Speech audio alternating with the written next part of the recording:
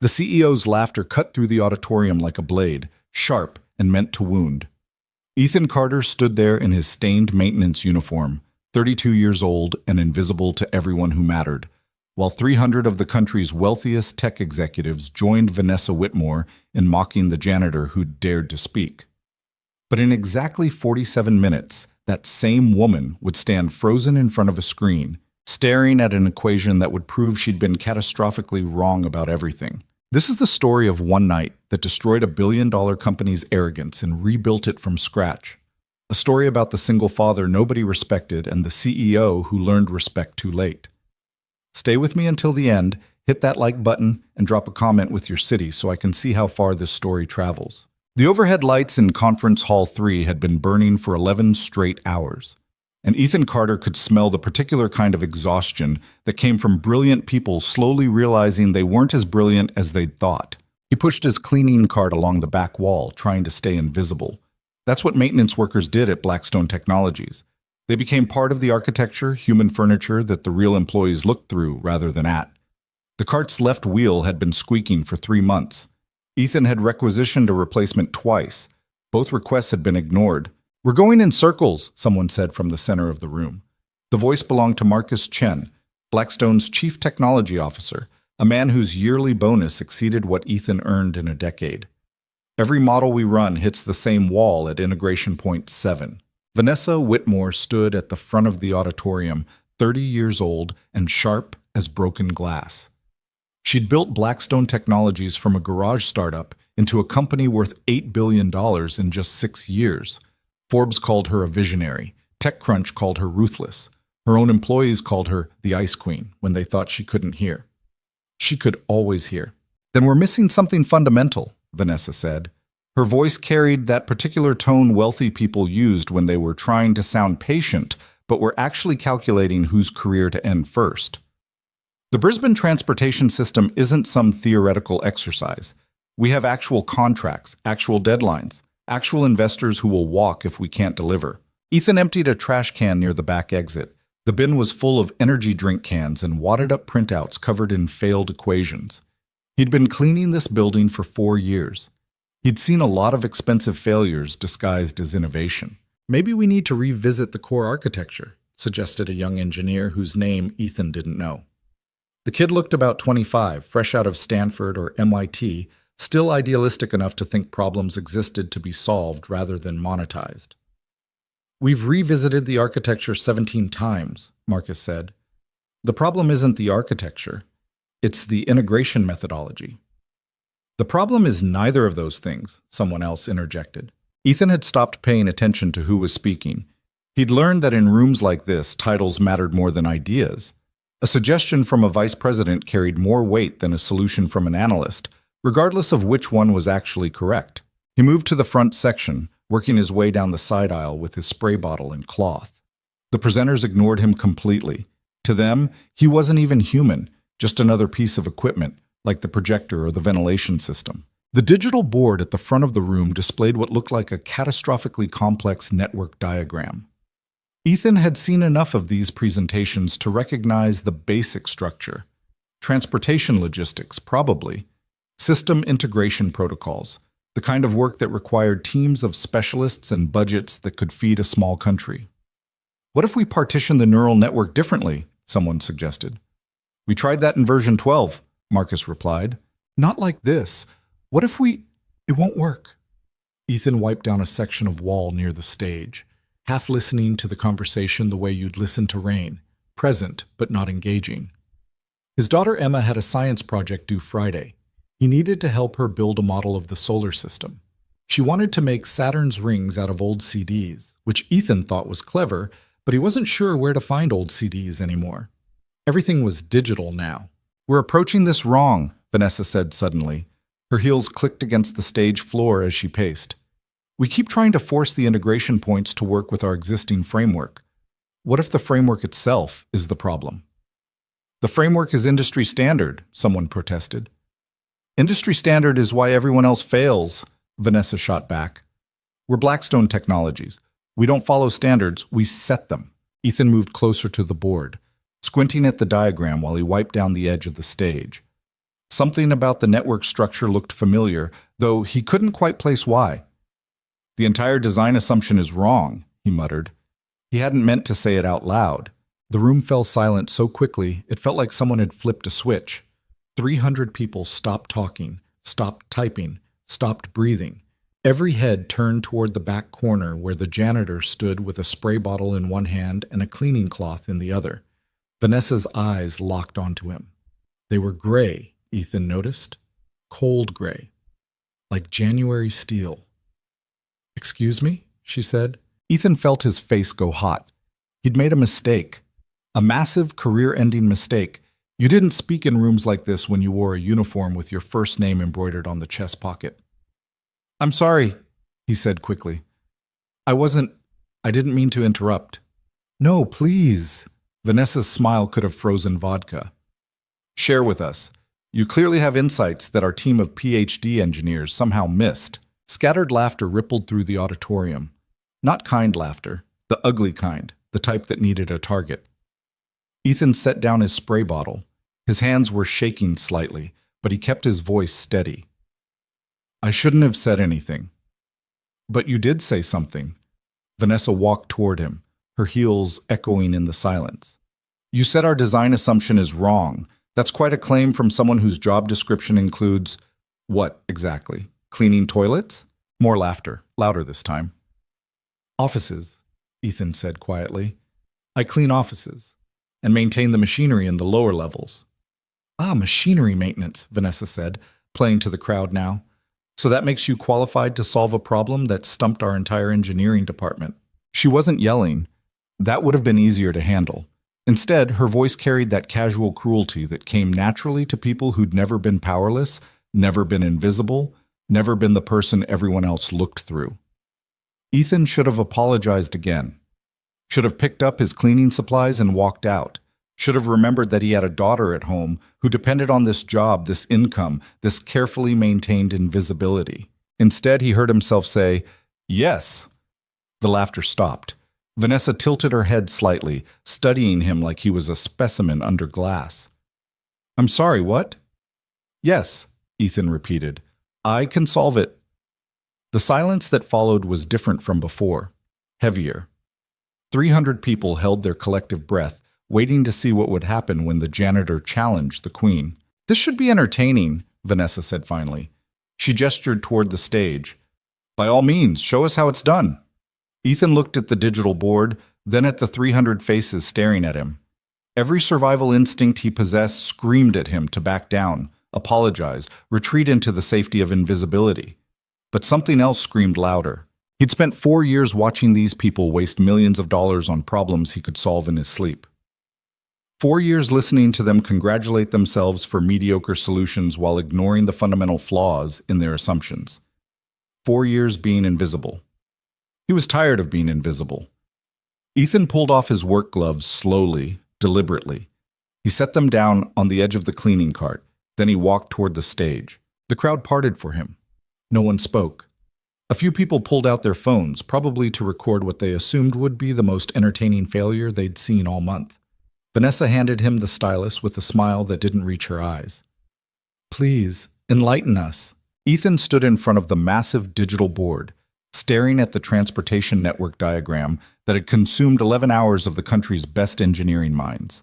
The design was elegant, sophisticated, built on principles taught at every major university, and completely wrong. He touched the stylus to the screen and began to write. The first equation he put up looked strange, old-fashioned, almost. He wasn't using the sleek corporate notation that Blackstone favored. His symbols came from textbooks that predated most of the engineers in this room, from a time when people built things to last rather than to impress investors. Someone behind him whispered, "What is that, punch card era mathematics?" Scattered chuckles. Ethan ignored them.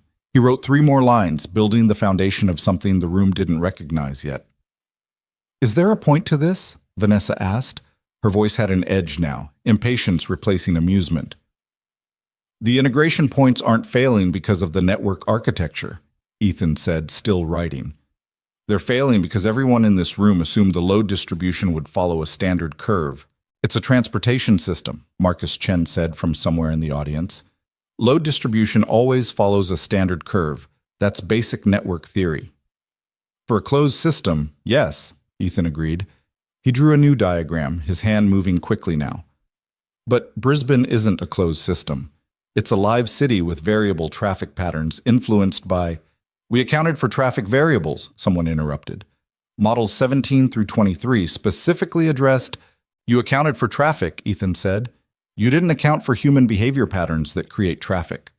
He tapped the screen, highlighting a section of the original design. This integration point assumes users will distribute evenly across access nodes.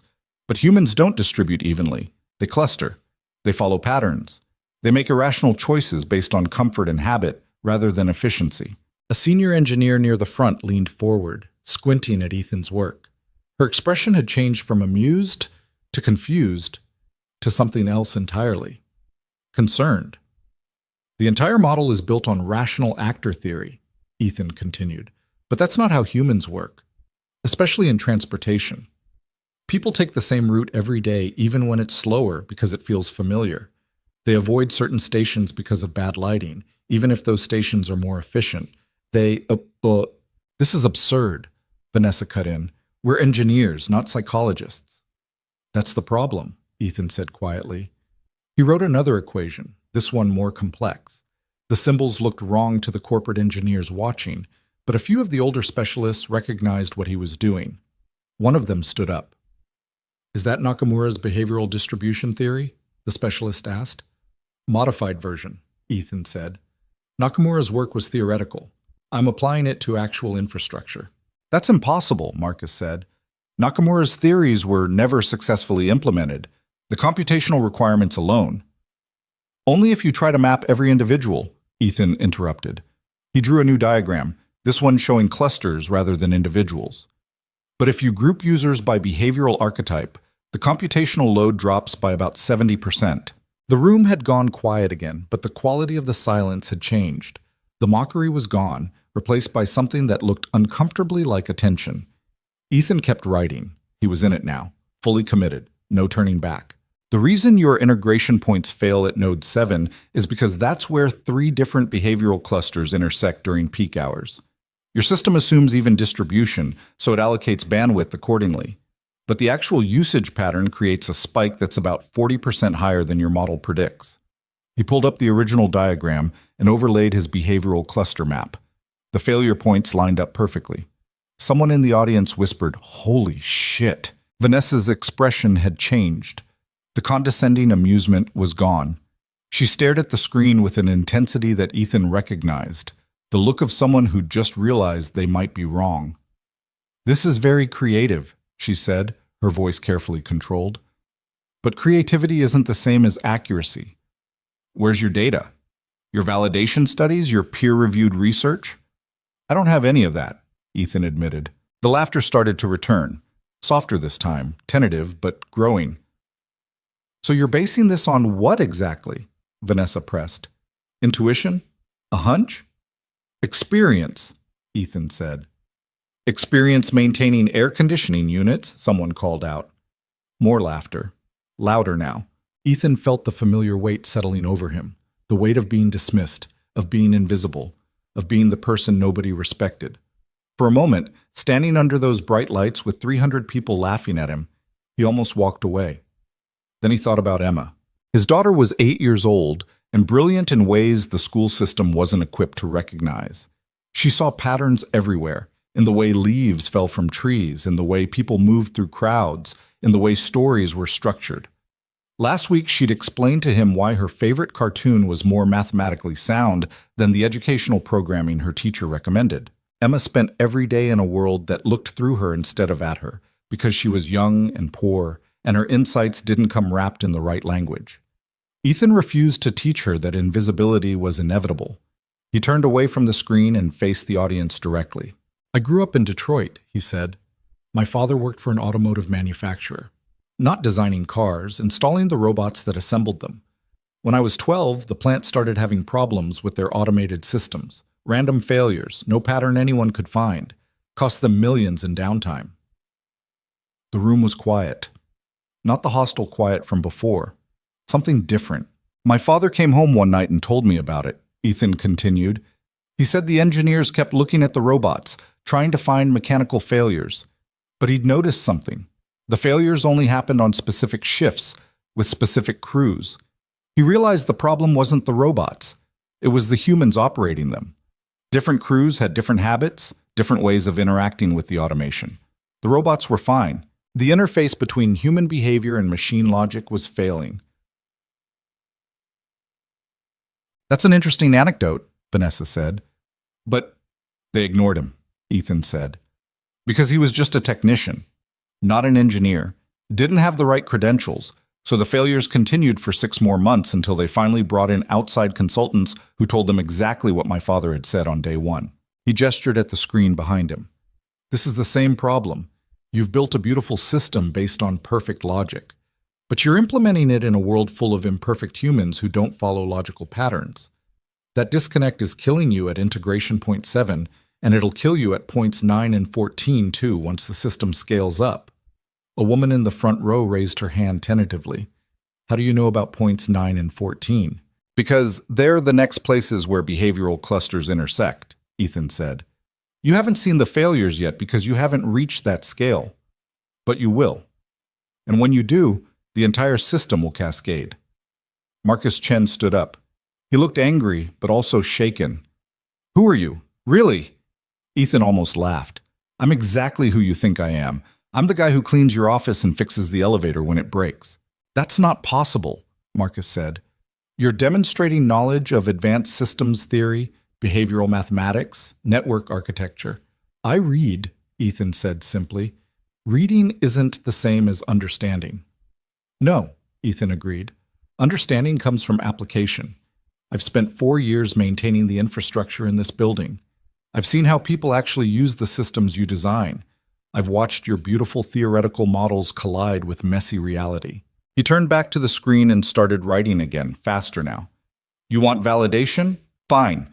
Pull your traffic data from the Brisbane pilot program, not the sanitized summary reports, the raw feed. Look at nodes 4, 7, and 12 between 6 and 8 a.m. You'll see clustering patterns that don't match your distribution model. A younger engineer was already typing on her laptop. Her eyes went wide. He's right. The clustering is, oh my God, it's almost exactly what he predicted. Vanessa walked up onto the stage, standing close enough to Ethan that he could smell her perfume. Expensive. Probably cost more than his monthly rent. You're telling me, she said quietly, that you've been working here for 4 years, watching us, and you never said anything? Would you have listened? Ethan asked. She didn't answer. I'm going to ask you a question, Vanessa said, her voice dropping low enough that only he could hear. And I want the truth. Did someone put you up to this? Is this some kind of corporate espionage, industrial sabotage? Ethan stared at her. You think I'm a spy? I think you're either a spy or the most overqualified janitor in history. I'm a single father who takes whatever jobs pay enough to feed my daughter, Ethan said.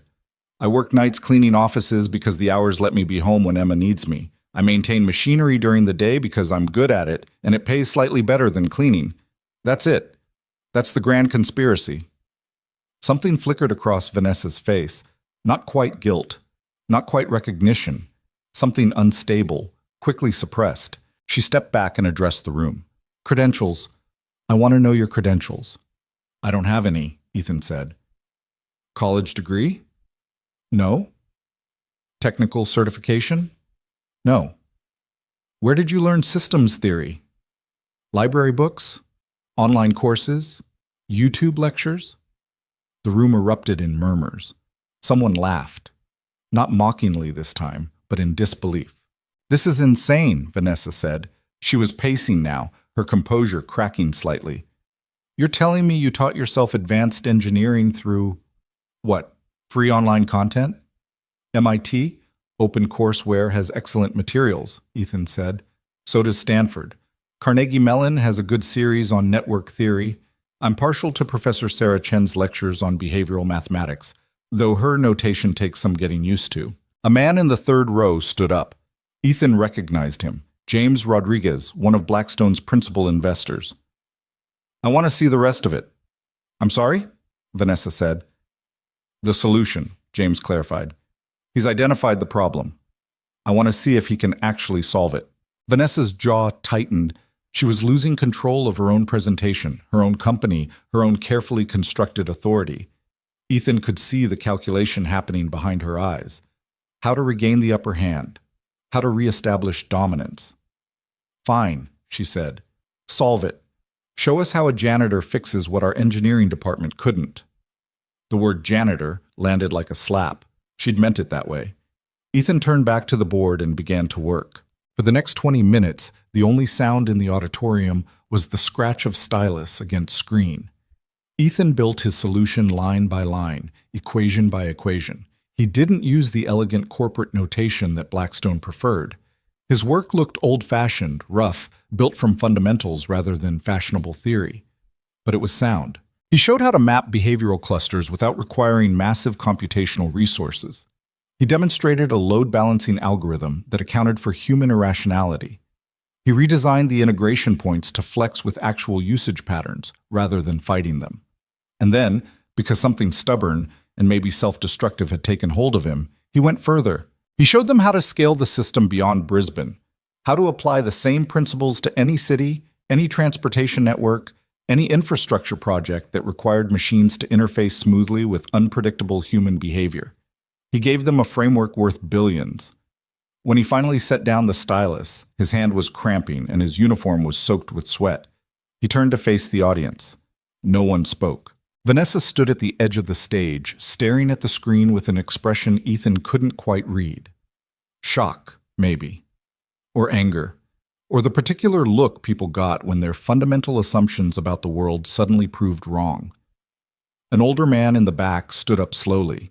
Ethan didn't recognize him, but based on the expensive suit and the way others deferred to him, he was probably important. Maybe very important. The man started clapping. It was slow at first. Deliberate. Then the woman next to him stood and joined in. Then Marcus Chen. Then the young engineer who'd found the data verification. Within 30 seconds, the entire auditorium was on its feet. 300 people applauding the janitor they'd been laughing at less than an hour ago. Everyone except Vanessa. She stood perfectly still, her face pale, staring at Ethan's solution like it was a mirror showing her something she didn't want to see. Finally, she spoke. Her voice was quiet, but in the sudden silence after the applause faded, everyone heard her. "You're right," she said. 2 words. They seemed to cost her everything. "Your solution is correct. Better than correct. It's revolutionary." She paused, visibly struggling with what came next. "And I've been wrong about this project, about my assumptions, about you."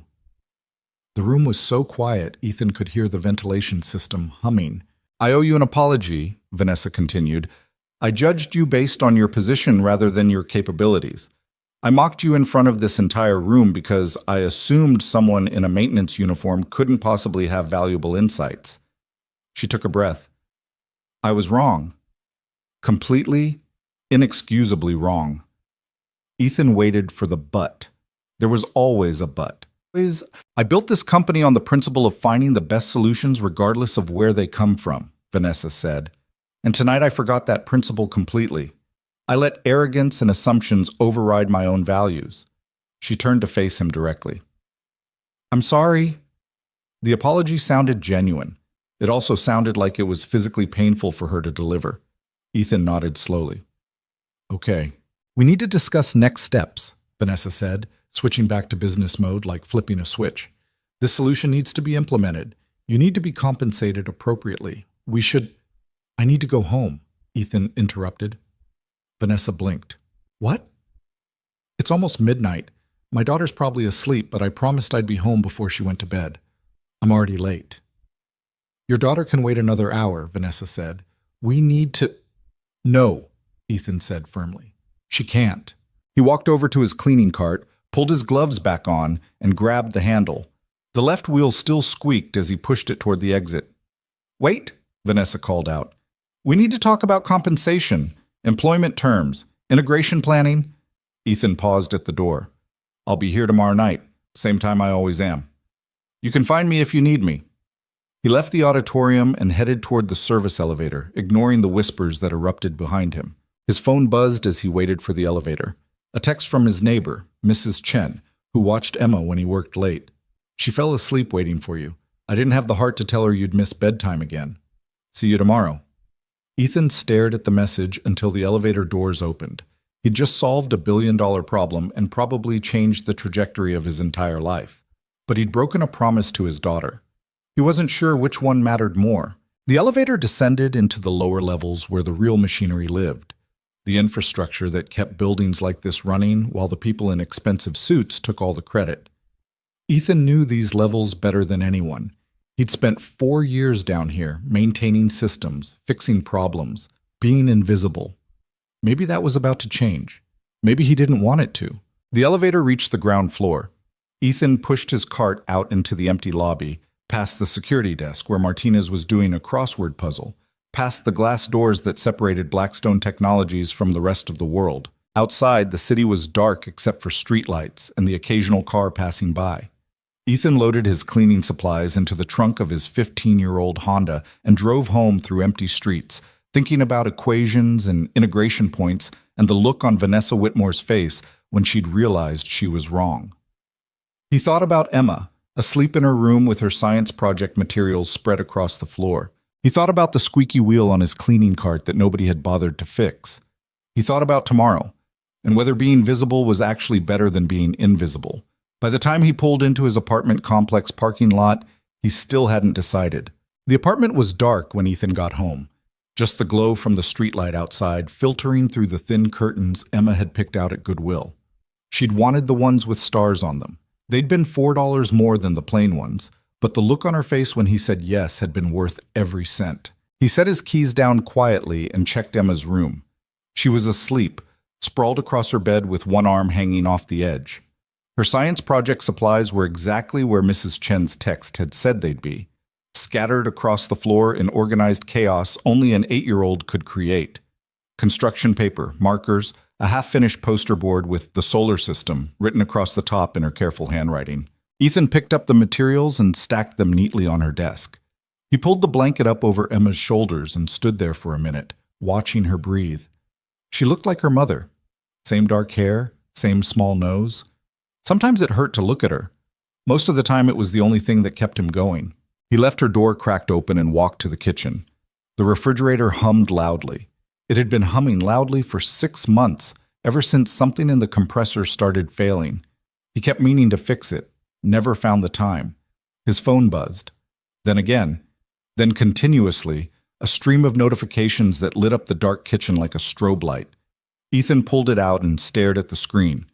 47 missed calls, 63 text messages, 12 voicemails, all from Blackstone Technologies. He sat down at the kitchen table and started scrolling. Most of the texts were from numbers he didn't recognize. A few were from people he vaguely knew, shift supervisors, other maintenance workers, the woman from HR who'd processed his employment paperwork 4 years ago. One was from Vanessa Whitmore herself. We need to talk. Tomorrow. My office, 9 a.m.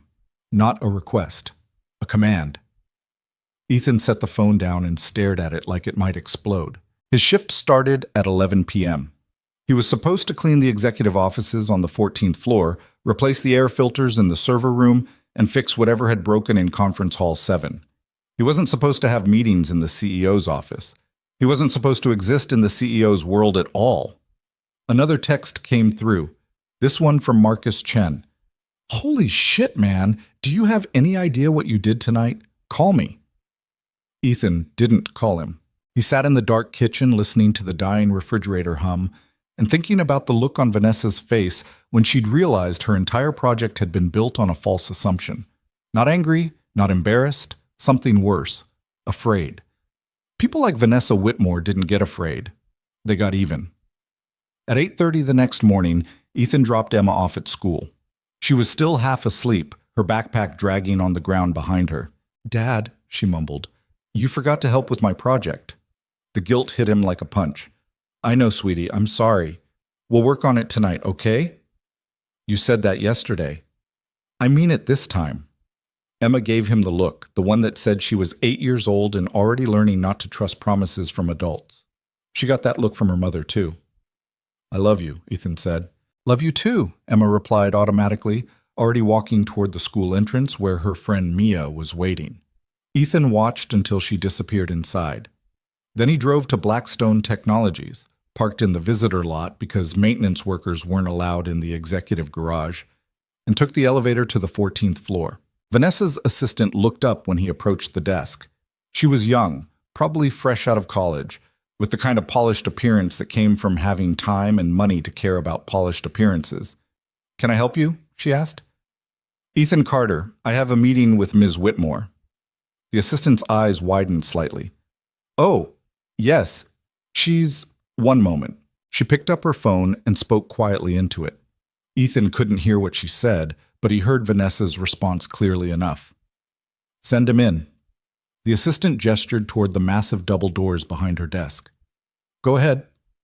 Ethan had cleaned Vanessa's office dozens of times. He knew the layout by heart. The floor-to-ceiling windows overlooking the city, the minimalist desk that probably cost more than his car, the expensive art on the walls that he'd never understood. He'd never seen it during daylight before. The morning sun turned everything into sharp angles and hard shadows. Vanessa sat behind her desk, backlit like some kind of corporate deity. She wasn't alone. Marcus Chen stood near the windows. James Rodriguez, the investor from last night, sat in one of the leather chairs. A woman Ethan didn't recognize was leaning against the bookshelf, arms crossed. "Close the door," Vanessa said. Ethan closed it. "Sit down." He sat. The silence stretched out uncomfortably. Vanessa studied him like he was a problem she was trying to solve. Marcus looked curious. James looked amused. The woman by the bookshelf just looked skeptical. "I'll be direct," Vanessa said finally. "Last night you demonstrated knowledge and capabilities that don't match your employment record. I need to know who you really are." "I told you who I am. You told me you're a self-taught janitor who learned advanced systems theory from YouTube. That's not an explanation. That's a punchline." "It's also the truth." The woman by the bookshelf spoke up. "I'm Rebecca Kim, Chief Legal Officer. I've spent the last 8 hours investigating you, Mr. Carter, and I have to say your story doesn't add up." Ethan waited. "You graduated high school in Detroit," Rebecca continued. "Decent grades, nothing exceptional. You were accepted to Michigan State with a partial scholarship for engineering, but you never attended. Instead, you worked a series of manual labor jobs: construction, warehouse work, automotive repair. Then 4 years ago, you moved here and started working for Blackstone as maintenance staff." She paused. "What I can't find is any explanation for how a high school graduate with no formal training became capable of solving problems that stumped our entire engineering department." "I read a lot," Ethan said. "That's not an answer. It's the only one I have." Marcus stepped forward. "Look, man, nobody's accusing you of anything. We're just trying to understand. What you did last night, that wasn't beginner's luck. That was expertise. Real deep expertise. Where did it come from?" Ethan looked at the 4 faces staring at him and realized they weren't going to let this go. They needed a narrative that made sense, a story that fit their understanding of how the world worked. The truth wouldn't satisfy them. The truth never did. "My father was an engineer," Ethan said slowly. "Didn't have a degree, but he understood systems better than most people with PhDs. He taught me to see patterns, to think about how things actually work instead of how they're supposed to work." "Where is he now?" Vanessa asked. "Dead. Cancer. 7 years ago." Something shifted in Vanessa's expression. Not sympathy exactly. Recognition, maybe. "You said you were accepted to Michigan State," James said. "Why didn't you go?" Ethan almost laughed. "Because scholarships don't cover everything. Because I had rent to pay and food to buy. Because my girlfriend got pregnant and suddenly college seemed like a luxury I couldn't afford." The room went quiet again. "Emma's mother?" Vanessa asked. "Yeah." "Where is she?" "Gone. Left when Emma was 6 months old. Haven't heard from her since." Rebecca made a note on her tablet. Ethan hated that. Hated being turned into data points, cataloged and analyzed like a machine instead of a person. "Here's what I don't understand," Vanessa said, leaning forward. "You're clearly brilliant. Brilliant enough to have your pick of opportunities. Why are you working as a janitor?" "Because janitorial work pays $17 an hour plus benefits, and lets me work nights so I can be home during the day when my daughter needs me," Ethan said. Because engineering jobs require degrees I don't have, and experience I can't get without degrees. Because the world doesn't care how smart you are if you can't prove it on paper. The world cares about results, James interjected. Last night you delivered results that could save this company billions. That has value. Value to who? To you, Vanessa said. I want to offer you a position, Senior Systems Architect, salary commensurate with your abilities, full benefits, stock options. Ethan stared at her. You're offering me a job? I'm offering you the job you should have had all along. I don't have a degree. I don't care. I don't have experience. You redesigned our entire Brisbane project in 20 minutes. That's more relevant experience than most of our engineers have accumulated in their entire careers. Ethan sat back in his chair. This should have been everything he wanted. Financial security, recognition, a chance to use his mind instead of just his hands. Instead, he felt trapped. What's the salary? He asked. Vanessa wrote a number on a piece of paper and slid it across the desk. Ethan looked at it, then looked at it again. That's more than I make in 2 years. That's the starting salary, Vanessa said. With performance bonuses and stock options, you could be looking at 3 or 4 times that much within 18 months. The money was obscene, life-changing. Emma could have everything she needed, everything she deserved. Better schools, better clothes, a bedroom that didn't have a crack running across the ceiling. I need to think about it, Ethan said. Vanessa's expression hardened. You need to think about whether you want financial security and professional recognition.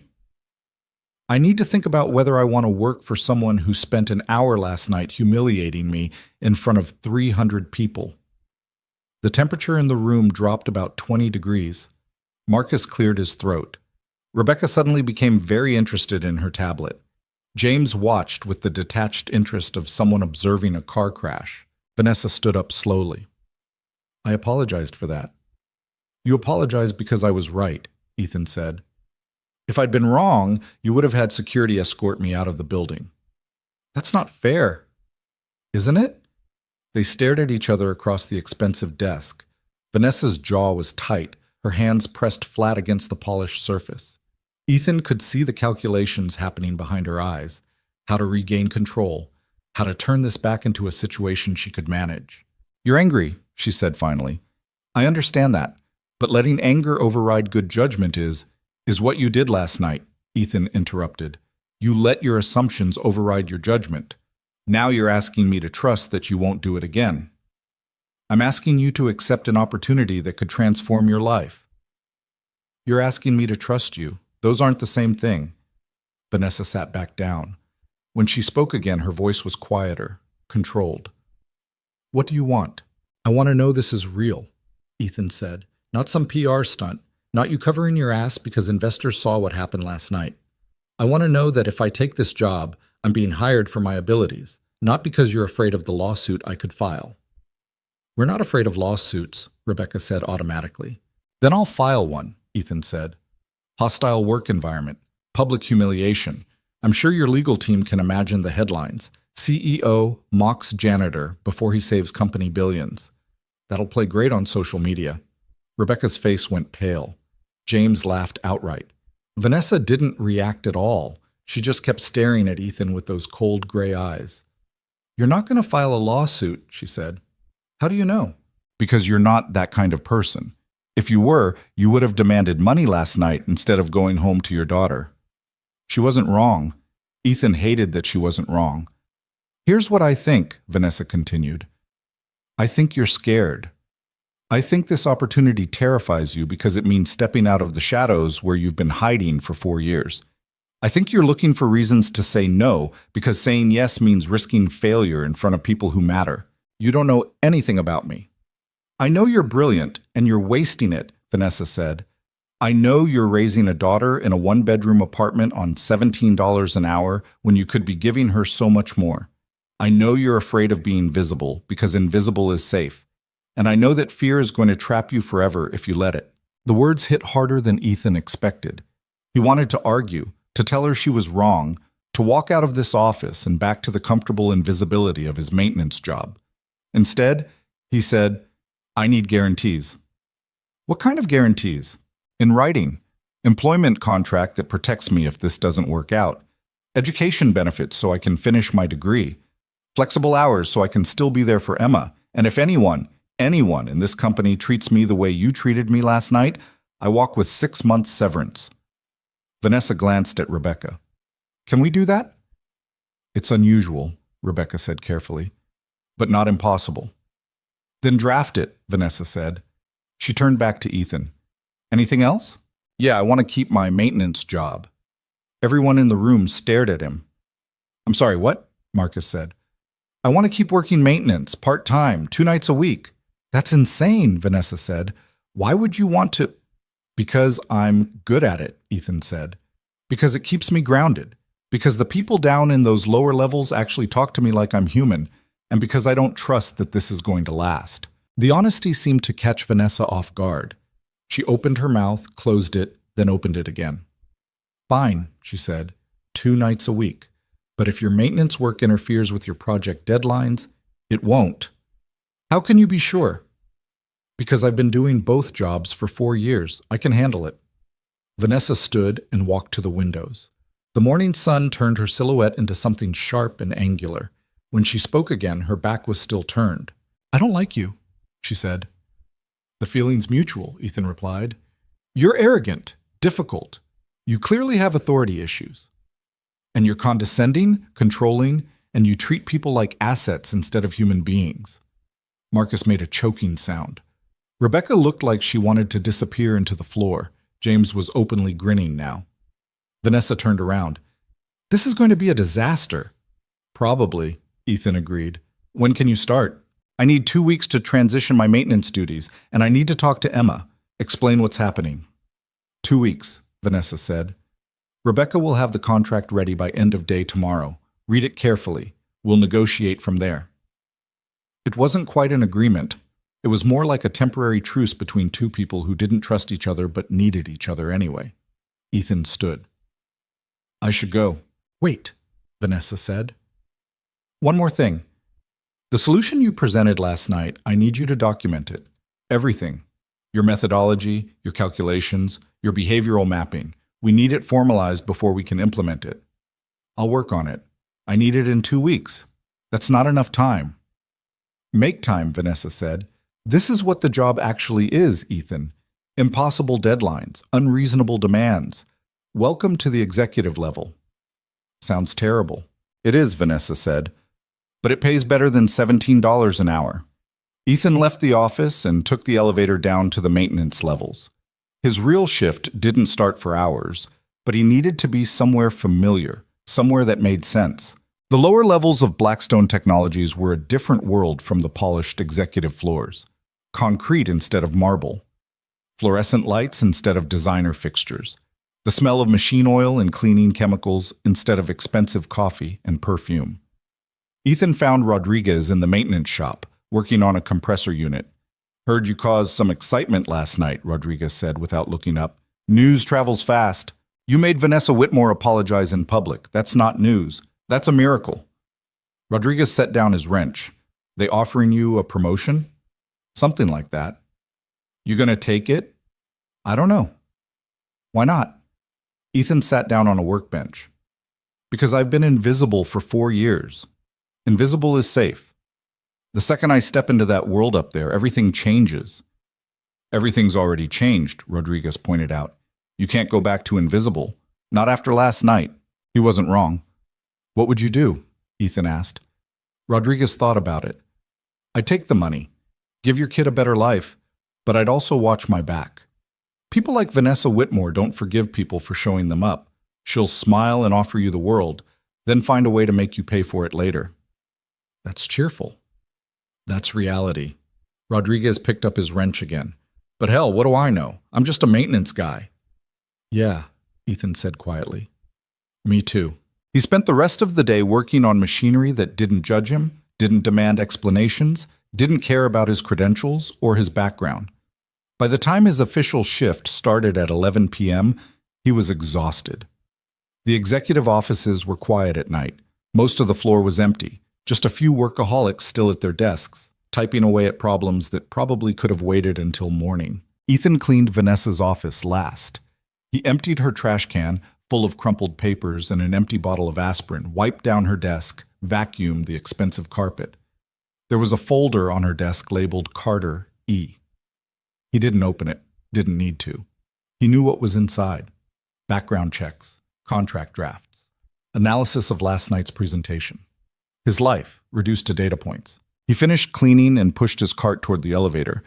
The office felt different now, less like a place he worked and more like a cage he was about to step into voluntarily. His phone buzzed, a text from Emma. "Can't sleep, thinking about Mom." Ethan's chest tightened. Emma didn't ask about her mother often. When she did, it usually meant something was wrong. He called her. Mrs. Chen answered on the second ring. "She's okay," Mrs. Chen said immediately. "Just having a hard night. You want to talk to her? Please." There was rustling, then Emma's small voice. "Hi, Dad." "Hey, sweetie, Mrs. Chen says you can't sleep." "I was thinking about Mom, about how she left." Emma paused. "You're not going to leave, are you?" The question hit him like a knife. "Never, I promise." "You promised to help with my project and you didn't." "I know, I'm sorry." "What if you get a new job and you're too busy and you forget about me?" "Emma, listen to me. I could never forget about you. You're the most important thing in my entire life. Nothing changes that. Not a new job, not anything." "You promise?" "I promise." He heard her breathe, small and shaky. "Okay." "I'll be home in a few hours," Ethan said. "We'll have breakfast together before school.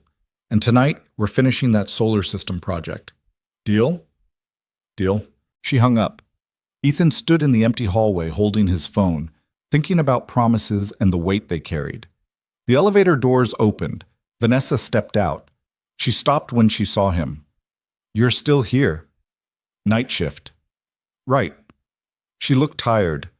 The polished CEO facade had cracked slightly, revealing something more human underneath. I left something in my office." "It's unlocked." They stood there awkwardly. Ethan had seen her commanding rooms, making decisions worth millions, firing people without blinking. He'd never seen her uncertain before. "What you said earlier," Vanessa said, "about me treating people like assets. You were right." Ethan waited. "I built this company from nothing," she continued. "I was 24 years old, broke, working out of my apartment. Everyone told me I'd fail, everyone. And when I succeeded anyway, I swore I'd never be vulnerable again, never be in a position where anyone could dismiss me or underestimate me. So you became the person who dismisses and underestimates everyone else." "Yes," Vanessa said quietly. "I did." "Why are you telling me this?" "Because I don't want you to make the same mistake." She looked at him directly. "You're stepping into a world that will try to change you, that will reward you for being ruthless and punish you for being kind. Don't let it. Don't become what I became." "And what's that?" "Someone who wins everything and loses the parts that actually matter." She walked past him toward her office. Ethan watched her go, trying to reconcile the woman who'd humiliated him last night with the person who'd just shown him something uncomfortably close to genuine vulnerability. People were complicated. He kept forgetting that. His phone buzzed again. This time it was Marcus. "Vanessa approved your contract terms. Rebecca will have it ready tomorrow. Congratulations, man. You're about to become very rich and very stressed." Ethan read the message twice. Then he pushed his cleaning cart toward the elevator and went back to work. In 2 weeks, everything would change. For now, he was still invisible, still safe, still himself. The contract arrived the next afternoon in a manila envelope so thick it looked like a textbook. Ethan sat at his kitchen table with Emma doing homework across from him and stared at the thing like it might bite. "What's that?" Emma asked, not looking up from her math worksheet. "Work stuff." "Boring work stuff or interesting work stuff?" "I don't know yet." He opened the envelope and pulled out what had to be 50 pages of legal language. Rebecca had included sticky notes marking where he needed to sign, along with a handwritten note on Blackstone letterhead. Read pages 12, 27, and 43 carefully. The rest is standard boilerplate. Call me if you have questions. And congratulations, you negotiated better terms than most of our executives. RK. Ethan flipped to page 12, compensation package.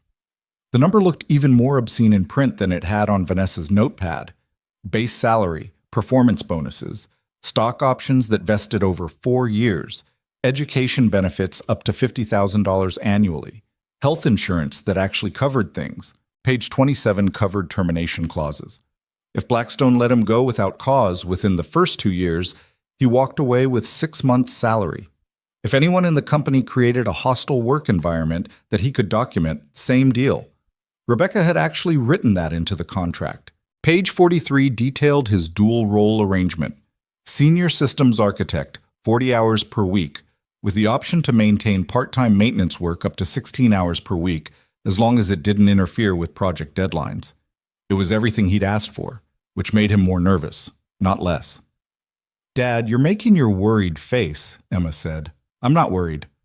Your eyebrows do this thing when you're worried," she demonstrated, scrunching her forehead dramatically. "I don't look like that." "You totally do." Ethan set down the contract. "What if I told you my job might change? That I might be doing something different?" Emma looked up from her worksheet. "Different how?" "Different like working during the day sometimes instead of just at night. Different like maybe we could move to a nicer apartment. Different like you could go to a better school if you wanted." "I like my school," Emma said. "Mia goes to my school." "I know. You wouldn't have to change schools if you didn't want to. I'm just saying we'd have options." Emma studied him with those dark eyes that saw too much.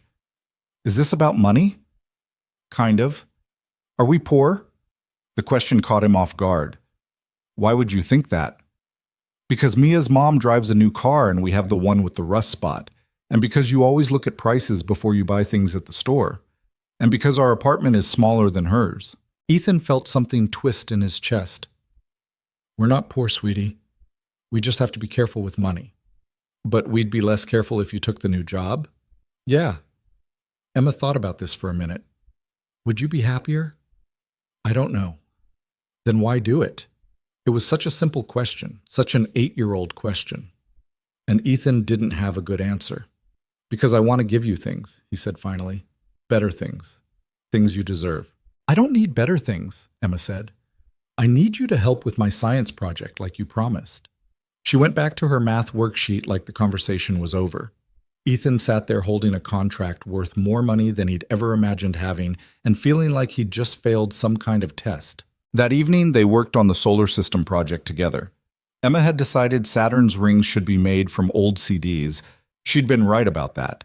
But they didn't have enough CDs.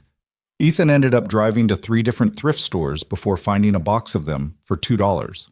They sat on the living room floor cutting and gluing while an old Pixar movie played on the TV neither of them was watching.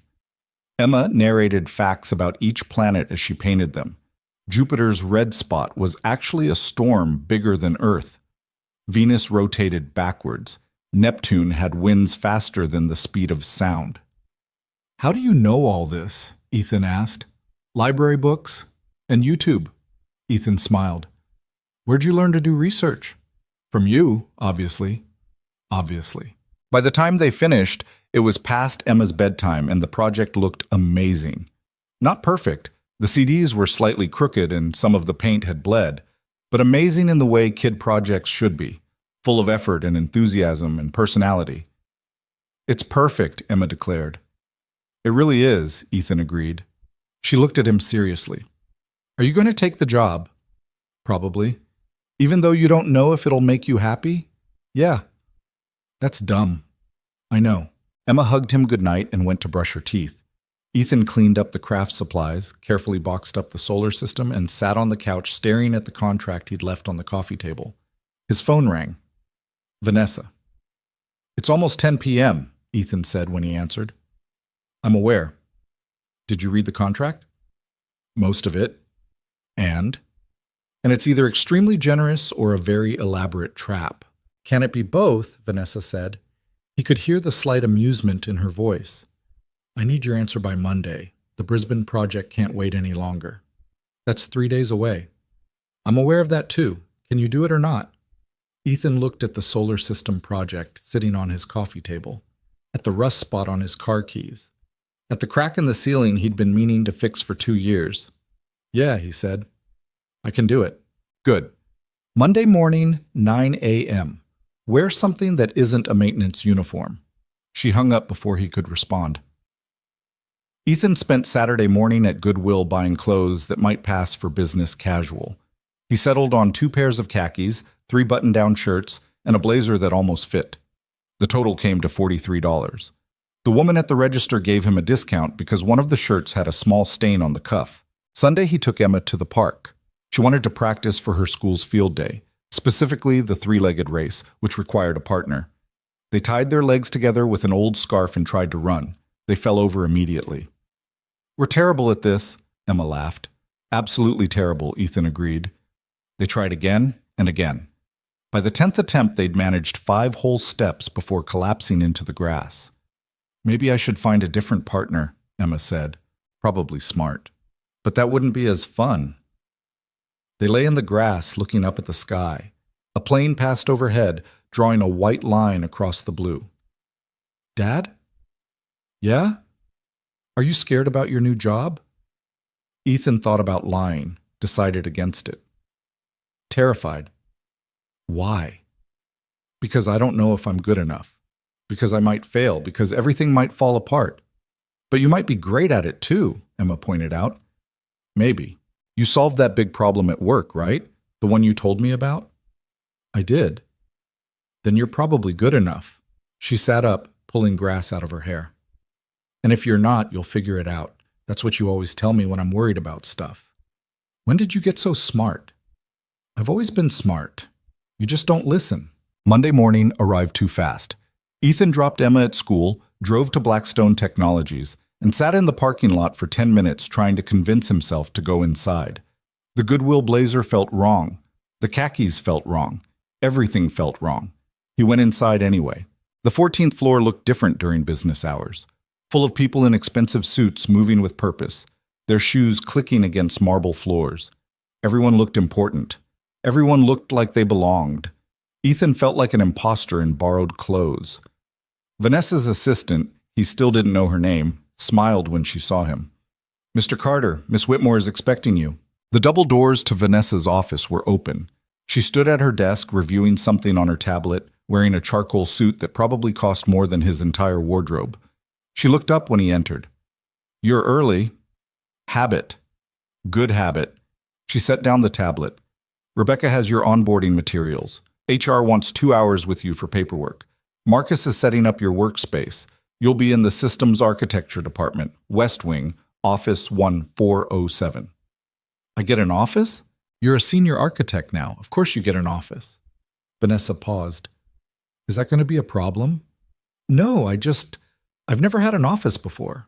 "You've also never designed a transportation system that could revolutionize urban infrastructure, but you did that too." She walked around her desk. "I need you to understand something. The people on this floor are going to test you. They're going to question your credentials, your background, your qualifications. Some of them are going to resent that you got this position without putting in the years they did." Great pep talk. "I'm not trying to encourage you. I'm trying to prepare you." Vanessa's gray eyes were sharp. "You walked into that auditorium and proved you belonged there. Now you need to prove it every single day, because the second you stumble, the second you show weakness, they'll use it against you." "You're one of them," Ethan pointed out. "I'm the worst of them," Vanessa said flatly. "But I'm also the one giving you this chance. Don't waste it."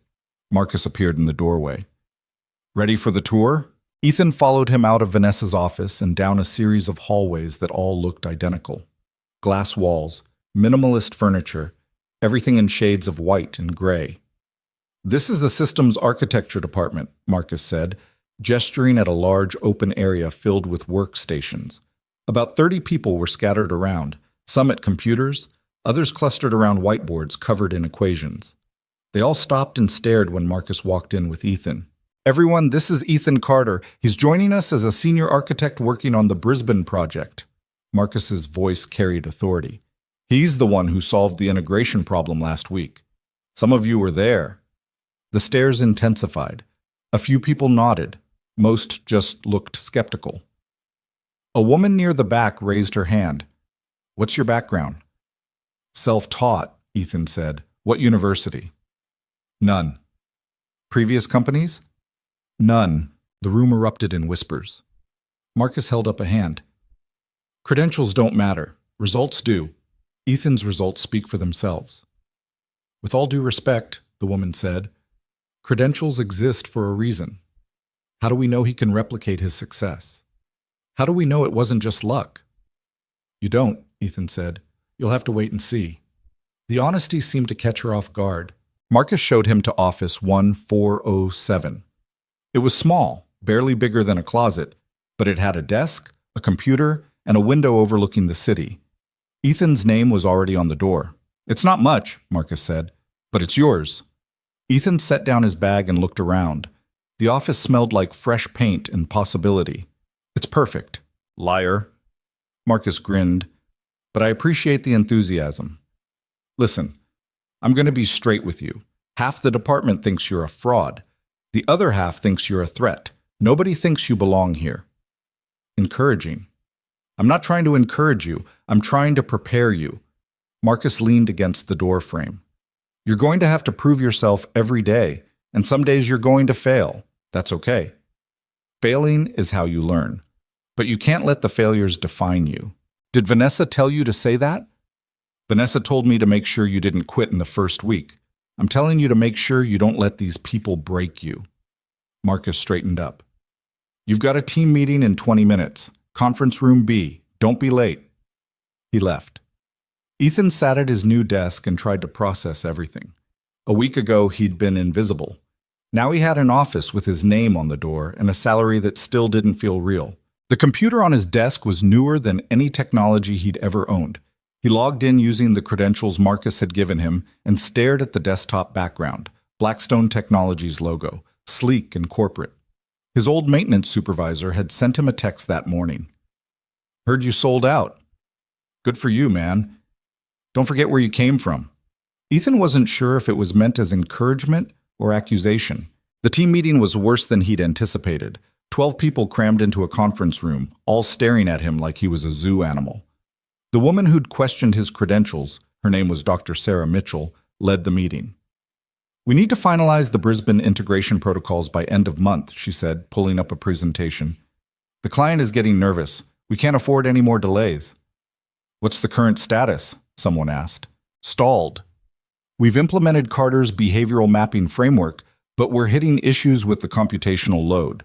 The system can't process the clustering algorithms fast enough. All eyes turned to Ethan. Well, Dr. Mitchell said, you designed the framework. How do we fix it? Ethan stood up and walked to the whiteboard. He picked up a marker and stared at the blank surface. Everyone was waiting, judging, ready to watch him fail. You're using standard processing architecture, he said, finally. Linear computation, that's the problem. What would you suggest? Dr. Mitchell's tone suggested she already knew his answer would be wrong. Parallel processing. Break the behavioral clusters into independent threads. Process them simultaneously instead of sequentially. That's not possible with our current infrastructure. Then change the infrastructure. The room went silent. Do you have any idea what that would cost? Someone said. Less than missing your deadline and losing the contract, Ethan replied. Dr. Mitchell crossed her arms. And where exactly did you develop this expertise in parallel processing architecture? YouTube. Someone laughed. Dr. Mitchell didn't. I'm serious, Ethan said. MIT has an entire course series on parallel computing available free online. Professor Anderson's lectures are particularly good. You learned parallel processing from YouTube videos. I learned the theory from YouTube videos. I learned the application from fixing the HVAC system in this building. Same principles. Multiple independent systems working simultaneously toward a common goal. HVAC systems are not the same as computational architecture, Dr. Mitchell said coldly. The mathematics are identical. The only difference is scale. The only difference is about $1 billion in infrastructure and 5 years of specialized education. But sure, it's basically the same as air conditioning. The room laughed. Ethan felt his face get hot. Look, he said. I know I don't have the credentials you all have. I know I learned this stuff in ways you probably think are ridiculous.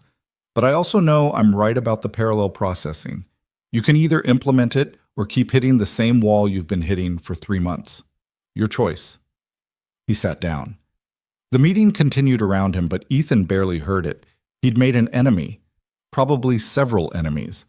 On his first day, after the meeting, Marcus caught up with him in the hallway. That went well. She hates me. Sarah hates everyone. Don't take it personally. She thinks I'm a fraud. She thinks everyone without a PhD is a fraud. Doesn't mean she's wrong about the computational load problem. Marcus steered him toward the elevators. Can you actually solve it? Yeah. How sure are you? 90%. Not 100? Nothing's 100%, Marcus laughed. I like you, Carter. You're honest. That's rare around here. They rode the elevator down to the infrastructure level, the basement where all the real machinery lived. Ethan felt his shoulders relax slightly. This was familiar territory. Show me what you're thinking, Marcus said. Ethan spent the next 2 hours mapping out his parallel processing solution on a whiteboard in one of the maintenance rooms. Marcus followed along, asking questions, pushing back on assumptions, making Ethan defend every decision. By the end of it, Marcus was grinning. This is insane, he said. Brilliant, but insane. Will it work? If we can get the infrastructure in place, yeah. Probably. Marcus pulled out his phone. I need to call Vanessa. She needs to see this. Don't. But Marcus was already dialing. Vanessa arrived 20 minutes later, heels clicking on concrete floors, looking completely out of place in the basement maintenance area. She studied Ethan's whiteboard calculations without speaking. Can this be implemented in 3 weeks? She asked finally. If we start now, Ethan said. Cost? About $2 million in new hardware, maybe $3. $3 million to maybe solve a problem that might not exist.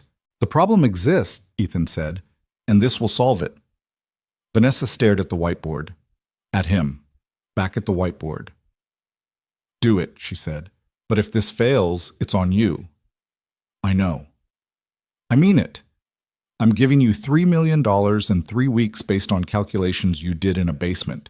If it doesn't work, you're done. Contract or no contract? Understood. She left without another word.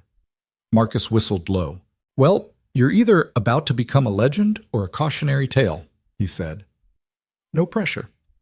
Ethan stared at his calculations and wondered if he'd just made a catastrophic mistake. That night he worked his maintenance shift like usual. Rodriguez found him around midnight fixing a compressor in the lower level. Heard you got promoted, Rodriguez said. Yeah. Heard you're about to spend $3 million on a theory. News travels fast. Building this size, everything travels fast. Rodriguez handed him a wrench. You sure about this? No. But you're doing it anyway? Yeah. Rodriguez nodded slowly. That's either brave or stupid. Probably both.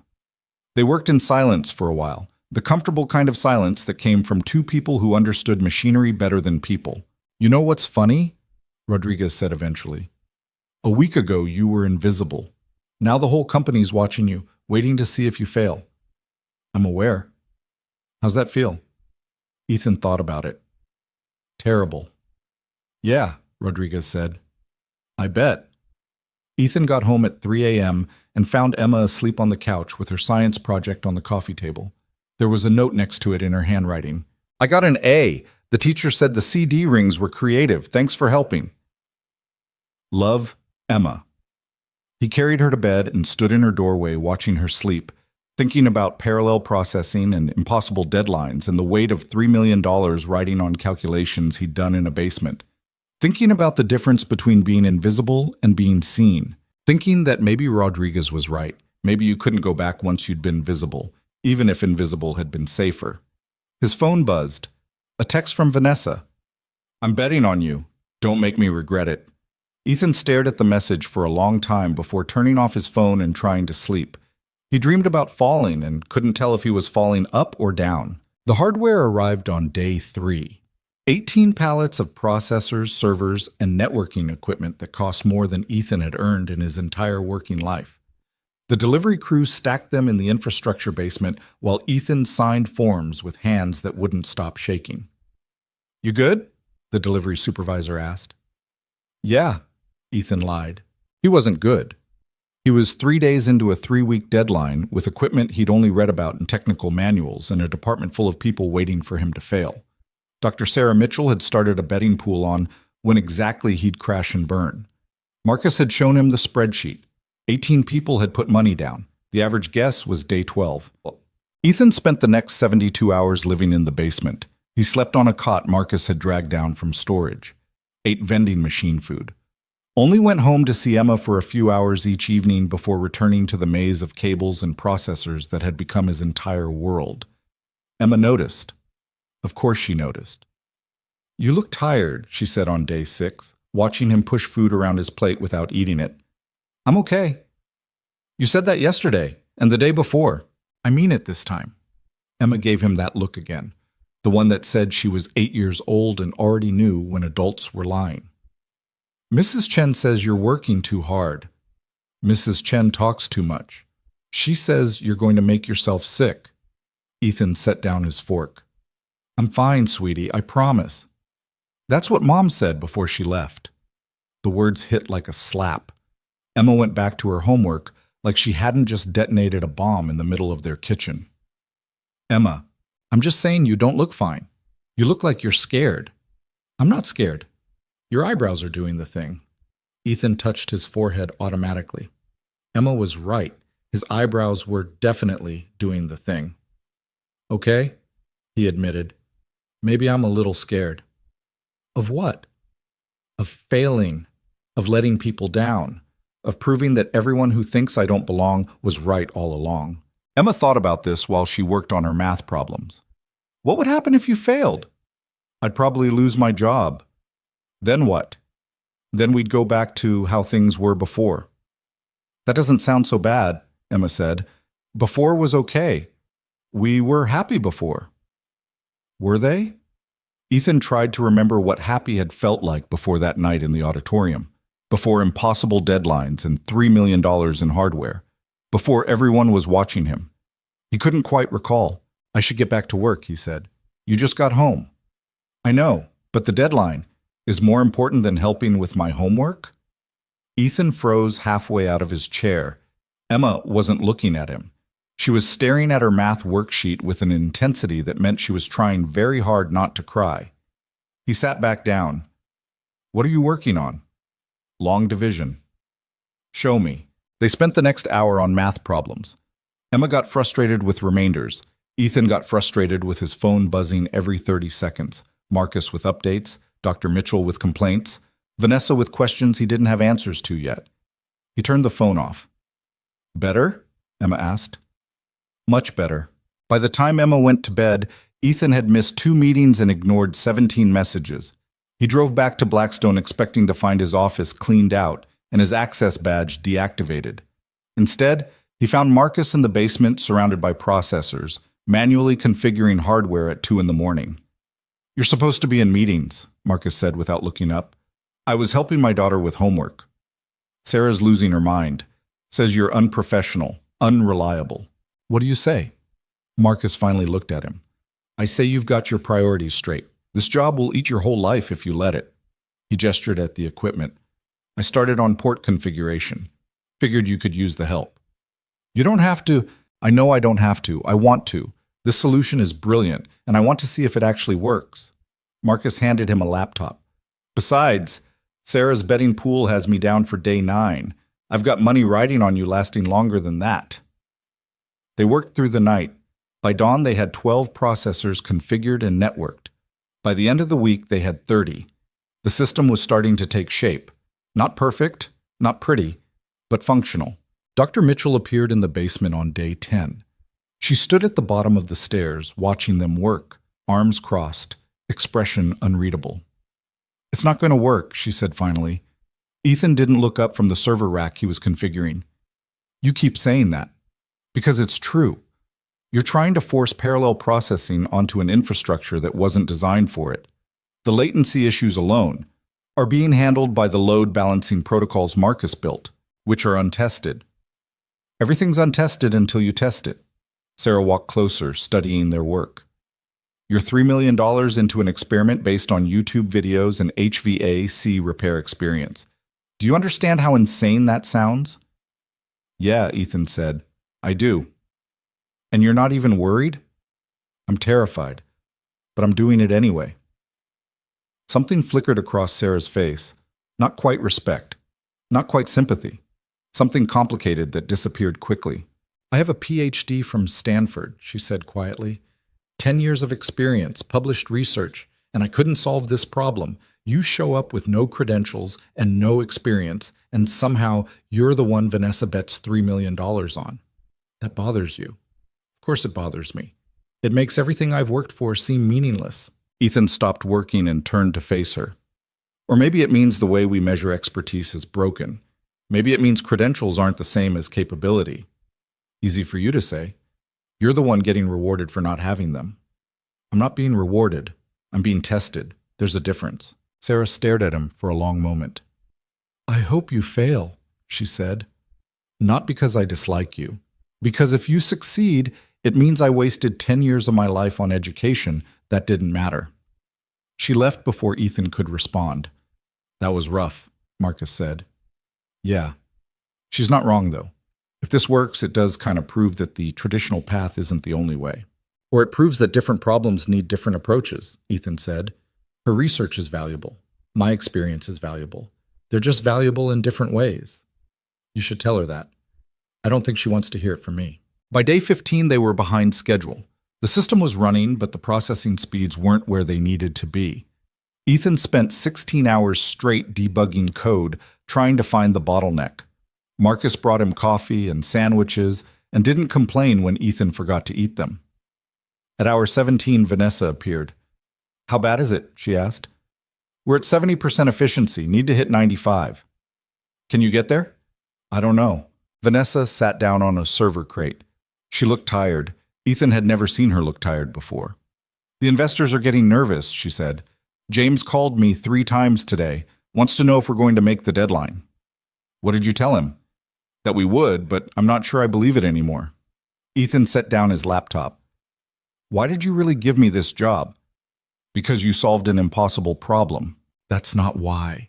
You could have hired me as a consultant, brought me in to solve that one problem, and then sent me back to maintenance. But you gave me a full position, stock options. Why? Vanessa was quiet for a long time. You want the honest answer? Yeah, because watching you solve that problem reminded me of why I started this company in the first place. Not to make money, not to prove people wrong, to actually solve things that mattered. She looked at him. And because I've spent 6 years building Blackstone into something successful and hollow. Everyone here is brilliant and credentialed and completely risk-averse. Nobody challenges anything. Nobody tries the impossible. I'm not trying the impossible. I'm trying something that might not work. There's a difference.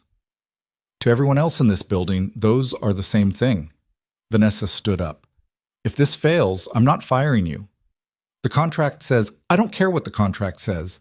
If this fails, it's because I pushed you into an impossible timeline with insufficient resources. That's on me, not you. Sarah's betting pool disagrees. Sarah's betting pool can go to hell. Vanessa walked toward the stairs, then paused. My father was a mechanic. Fixed cars in a garage behind our house. Never went to college. Everyone told him he was wasting his potential. She didn't look back. He died thinking he'd failed because he never became anything more than a mechanic. I don't want you to spend your life thinking you failed because you didn't fit someone else's definition of success. She left. Ethan sat alone in the basement, surrounded by millions of dollars in equipment, and thought about mechanics and potential and definitions of success that didn't make sense. His phone buzzed. Emma, can you come home? I had a bad dream. Ethan looked at his laptop, at the code that still wasn't working, at the deadline that was now 6 days away. He closed the laptop and went home. Emma was sitting on the couch with all the lights on when he arrived. Mrs. Chen had stayed with her until Ethan got there, looking worried. She wouldn't tell me what the dream was about, Mrs. Chen said quietly. Just kept asking for you. Ethan thanked her and sat down next to Emma. She immediately curled into his side. Want to talk about it? He asked. You left, Emma said. In the dream, like Mom did. You said you had to work and then you just never came back. That's not going to happen. You promise? I promise. But you're always working now. You're always tired. You're always thinking about other things. Ethan pulled her closer. You're right. I've been working too much. I'm sorry. Is the job more important than me? No. Nothing is more important than you. Then why does it feel like it is? The question broke something in him. Because Emma was right. He'd been so focused on proving he belonged, on not failing, on meeting impossible deadlines, that he'd stopped seeing what mattered. Tomorrow's Saturday, Ethan said. I'm taking the whole day off. We're going to do whatever you want. Park, movies, ice cream for breakfast, your choice. You have to work. The work can wait. But the deadline is not more important than you. Emma looked up at him with those dark eyes. You really mean it? I really mean it. They spent Saturday at the Science Museum. Emma wanted to see the planetarium show 3 times. They ate terrible museum cafeteria food and bought a book about black holes from the gift shop that Emma read cover to cover on the drive home. Ethan's phone buzzed constantly. He ignored it. Dad, you're getting a lot of messages, Emma said. I know. Aren't they important? You're more important. Emma smiled and went back to her book. Sunday morning, Marcus showed up at Ethan's apartment at 7 a.m. looking frantic. We have a problem, he said when Ethan answered the door. What kind of problem? The kind where the entire system crashed at 4 this morning, and I've been trying to fix it for 3 hours and I can't figure out what's wrong. Ethan looked back at Emma, who was eating cereal at the kitchen table and watching cartoons. I need you, Marcus said. I know you took the weekend off, but can it wait 2 hours? Ethan, the deadline is in 4 days. We don't have 2 hours. Emma appeared behind Ethan. Is everything okay? Work emergency, Ethan said. You promised, Emma said quietly. I know, and I'm not breaking that promise. I just need 2 hours to help Marcus fix something, then I'm coming right back, okay? Emma looked between them. Okay, but you have to be back by lunch. We're making pancakes. Deal. Ethan drove to Blackstone with Marcus, who spent the entire ride explaining the cascade failure that had taken down the entire parallel processing system. By the time they reached the basement, Ethan already knew what the problem was. It's the load balancing, he said. I checked the load balancing. It's fine. It's not fine. Look, the behavioral clusters are creating processing spikes that exceed the threshold Marcus set. The system sees it as an attack and shuts down. So we raise the threshold. No, we redistribute the clusters, split the large ones into smaller subgroups so the processing load stays consistent. They spent 90 minutes reconfiguring the cluster distribution. At hour 2, the system came back online. The processing speed jumped from 70% efficiency to 88. Holy shit, Marcus said. It's working. Almost working. Still need to hit 95. But it's actually working. Ethan checked his watch. I have to go. Now? We're so close. I promised Emma I'd be back by lunch. I'm already late. He left Marcus in the basement and drove home 15 minutes past the time he'd promised. Emma was waiting on the porch. You're late, she said. I know. I'm sorry. You said 2 hours. The problem took longer than I thought, but I'm here now, ready to make pancakes.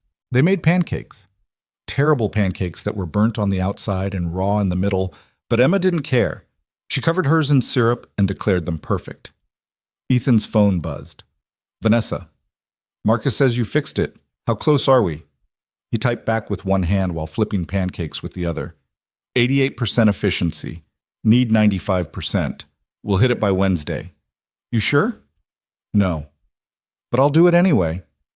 3 dots appeared, then disappeared, then appeared again. Take the rest of the day off. That's an order. Ethan showed Emma the message. Looks like I'm all yours. Good, Emma said, because I want to go to the park and practice for field day, and this time we're going to win the 3-legged race. They didn't win the 3-legged race. They fell over 6 times and came in dead last. But Emma laughed the whole time, and that felt like winning anyway. Monday morning, Ethan arrived at Blackstone to find Sarah Mitchell waiting outside his office. We need to talk, she said. Okay. She followed him inside and closed the door. I've been reviewing your cluster distribution model. And it's brilliant. I spent all weekend trying to find flaws, and I can't. The mathematics are sound. The application is innovative. It's actually going to work. That bothers you.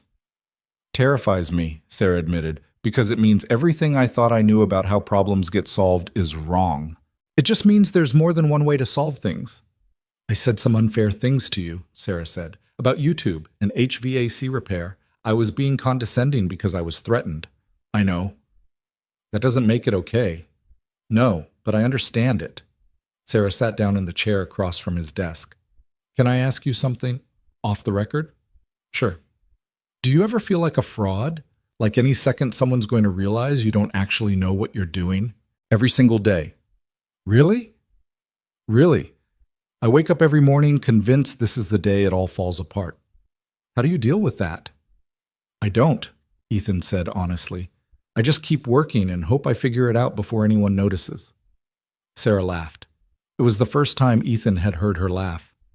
I have a PhD and 10 years of experience, and I feel exactly the same way. Maybe everyone does. Maybe. Sarah stood up. I closed the betting pool, gave everyone their money back, told them it was inappropriate. You didn't have to do that. Yes, I did. And for what it's worth, I hope you make the deadline. Not because it proves me wrong, because the solution deserves to work. She left. Ethan sat in his office and stared at the closed door and thought about PhDs and YouTube videos and how everyone was scared they didn't belong. The next 3 days were a blur of coding and testing and reconfiguring. The efficiency climbed slowly, 90%, 92, 94. By Wednesday evening, they were at 94.8% and stuck. We're out of time, Marcus said. The client presentation is tomorrow morning. I know. 95 was the threshold. I know. So what do we do? Ethan stared at the monitors showing processing speeds that were so close to perfect, but not quite there. We present what we have. Vanessa's not going to accept that. Vanessa doesn't have a choice. Marcus ran a hand through his hair. You know what she's betting on this, right? It's not just money. It's her reputation. The company's reputation. If this fails, it's not failing. It's at 95%. That's still revolutionary. 95 was the minimum. This is 94.8. Then we tell them 94.8 is the new 95. Marcus stared at him. You've lost your mind. Probably. The client presentation was scheduled for 9 a.m. in the main auditorium, the same room where Ethan had solved the original problem 3 weeks earlier, the same room where 300 people had laughed at him. This time there were only 20 people, Brisbane city officials, Blackstone investors, Vanessa and her executive team, and Ethan standing at the front with a laptop and a knot in his stomach that felt like it might kill him. Mr. Carter, the lead Brisbane official said, we understand you've developed a solution to the integration issues that have plagued this project. Yes, sir. We'd like to see it. Ethan pulled up the system demonstration. For the next 40 minutes, he walked them through the parallel processing architecture, the behavioral clustering algorithms, the load balancing protocols. He showed them real-time processing data, showed them how the system handled peak load stress tests, showed them everything except the final efficiency number. Impressive, one of the officials said. What's your efficiency rating? Here it was. The moment where everything either worked or fell apart. 94.8%, Ethan said. The room went silent. The contract specified 95% minimum, another official said. Yes, sir. You're 0.2% short. Yes, sir. That's a failure. Vanessa stood up. With respect, that's not a failure. That's remarkable success. 3 weeks ago, this project was dead in the water. Now we have a functioning system that's revolutionized urban transportation infrastructure. 0.2% is a rounding error. It's also a breach of contract, the official said. Then write a new contract, Vanessa said, because this solution is the best chance Brisbane has at solving a problem that's been unsolvable for 5 years. You can walk away over 0.2% and spend another 5 years getting nowhere. Or you can recognize innovation when you see it. The officials conferred quietly. Ethan stood at the front of the room, trying to breathe normally and failing. Finally, the lead official spoke. We'll need to consult with our technical team, review the data. But preliminarily, we're impressed, very impressed. Does that mean you're moving forward? Vanessa asked. It means we're not walking away. Yet. The meeting ended. The officials left. Ethan started packing up his laptop with hands that shook slightly. That was closer than I'd like, Vanessa said. Sorry, I did everything I could. I know you did. She paused. 0.2%. If you'd had one more day... I wouldn't have gotten it, Ethan said. I've been staring at that number for 72 hours. 0.2% is the cap. The system can't go higher without fundamental redesign. Then why didn't you tell me? Because you needed to believe it was possible. Vanessa looked at him for a long moment. You know what I realized during that presentation? What? That I was wrong about you. Again. How so? I thought you were brilliant but reckless. Capable but inexperienced. Someone who needed guidance and management. She smiled slightly. Turns out you're just brilliant. The rest was my own assumptions getting in the way. Don't argue with me. You just sold a 94.8% solution like it was 100% and almost pulled it off. That's not engineering, that's art. Marcus appeared in the doorway. Brisbane's technical team wants to run independent tests. They'll have results in 48 hours. Then we wait, Vanessa said. Ethan went home that night exhausted and wired and convinced he'd just destroyed his career. Emma was already asleep. He sat on the couch staring at nothing until his phone buzzed. Vanessa, whatever happens, you proved you belong. Remember that. He fell asleep on the couch and dreamed about percentages and contracts and the difference between 95 and 94.8. 48 hours later, the results came back. Brisbane's technical team confirmed every number, verified every calculation, and concluded that 94.8% efficiency was not just acceptable, but exceptional. The contract was signed that afternoon. Ethan got the news while he was picking Emma up from school. Marcus called, screaming so loud that Emma could hear him from the back seat. We did it! They signed! You beautiful, crazy bastard! We actually did it! Emma leaned forward. Did you win? Ethan met her eyes in the rearview mirror. Yeah, sweetie, I think we did. The celebration happened without him. While the executive team opened champagne on the 14th floor and investors congratulated each other on backing a winner, Ethan took Emma to get ice cream. She ordered chocolate chip cookie dough and a waffle cone. He got vanilla because vanilla was safe and his brain was too tired for decisions. They sat on a bench outside the shop watching cars pass by in the early evening light. You seem sad, Emma said. I'm not sad. You're doing the eyebrow thing. Ethan touched his forehead. I need to figure out how to stop doing that. Why aren't you at the party? Because I wanted to be here with you. But you won. Don't people celebrate when they win? Ethan thought about the auditorium full of people who'd laughed at him a month ago, who were probably congratulating themselves right now on having the vision to support his project. About Vanessa giving speeches to investors about innovation and risk-taking. About Dr. Mitchell probably analyzing what went right so she could replicate it. Sometimes winning feels stranger than losing, he said. Emma licked melting ice cream off her hand. That doesn't make sense. I know. His phone had been buzzing for an hour straight. Messages from people he barely knew, suddenly wanting to congratulate him, grab coffee, discuss opportunities. The maintenance crew had sent a group text with celebrations and some good-natured ribbing about him forgetting his roots. Rodriguez had sent a simple message. Told you to watch your back. Hope I was wrong. Ethan stared at that message longer than the others. When they got home, there was a moving truck parked outside their apartment building. A family Ethan didn't recognize was loading furniture into the unit 2 doors down from theirs. The mother looked exhausted. The father was arguing with the movers about a damaged table. 2 kids sat on the stairs looking lost. Ethan recognized that look. He'd worn it himself 8 years ago when he'd moved here with a 6-month-old baby and a future that felt like drowning. New neighbors, Emma observed. Looks like it. They went inside. The apartment felt smaller than it had a month ago. Not because anything had changed physically, but because Ethan had spent 3 weeks working in offices with windows and conference rooms bigger than his entire living space. Perspective was strange that way.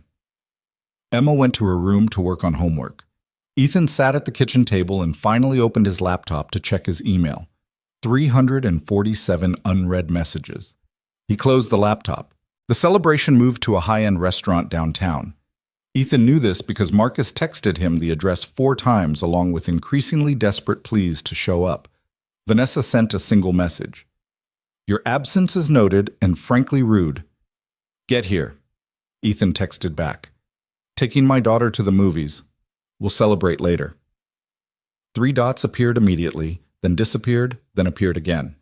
There is no later. This is your victory. Own it. I'll own it tomorrow. He took Emma to see an animated movie about a robot who learned to feel emotions. Emma cried during the sad parts. Ethan did too, though he pretended he didn't. Afterward, they got pizza from the place with the torn booth seats and the owner who always gave Emma extra Parmesan cheese. "This is better than a fancy party, right?" Emma asked. "Much better." "You're lying."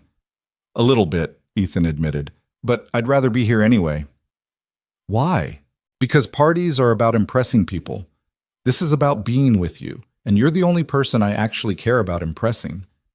Emma smiled and went back to picking pepperoni off her pizza. "I'm already impressed. You did the thing that everyone said you couldn't do." "I guess I did. So what happens now?" That was the question, wasn't it? The answer started arriving the next morning. Ethan's stock options had vested partially after the Brisbane contract signing. Marcus sent him a breakdown of what they were worth. Ethan read the number 3 times before accepting it was real. In 1 month, he'd gone from barely making rent to having enough money to buy a house. A nice house. Maybe 2 houses. He sat in his car outside Emma's school after drop-off and tried to process it. The parents dropping off kids in luxury SUVs who'd never looked at him before suddenly waved. The teacher who'd once suggested Emma might do better in a different school district smiled and asked how he was doing. People saw him differently now. He hated it. At Blackstone, the executive floor felt like foreign territory despite having worked there for a month. People congratulated him in elevators. Investors he'd never met wanted to shake his hand. Someone from PR wanted to schedule a photo shoot for the company website. Sarah Mitchell found him hiding in the maintenance basement during lunch. "You know you're allowed to use the executive cafeteria now," she said. "The food's better down here." "The food down here comes from vending machines." Exactly. No pressure, no small talk, just processed cheese and regret.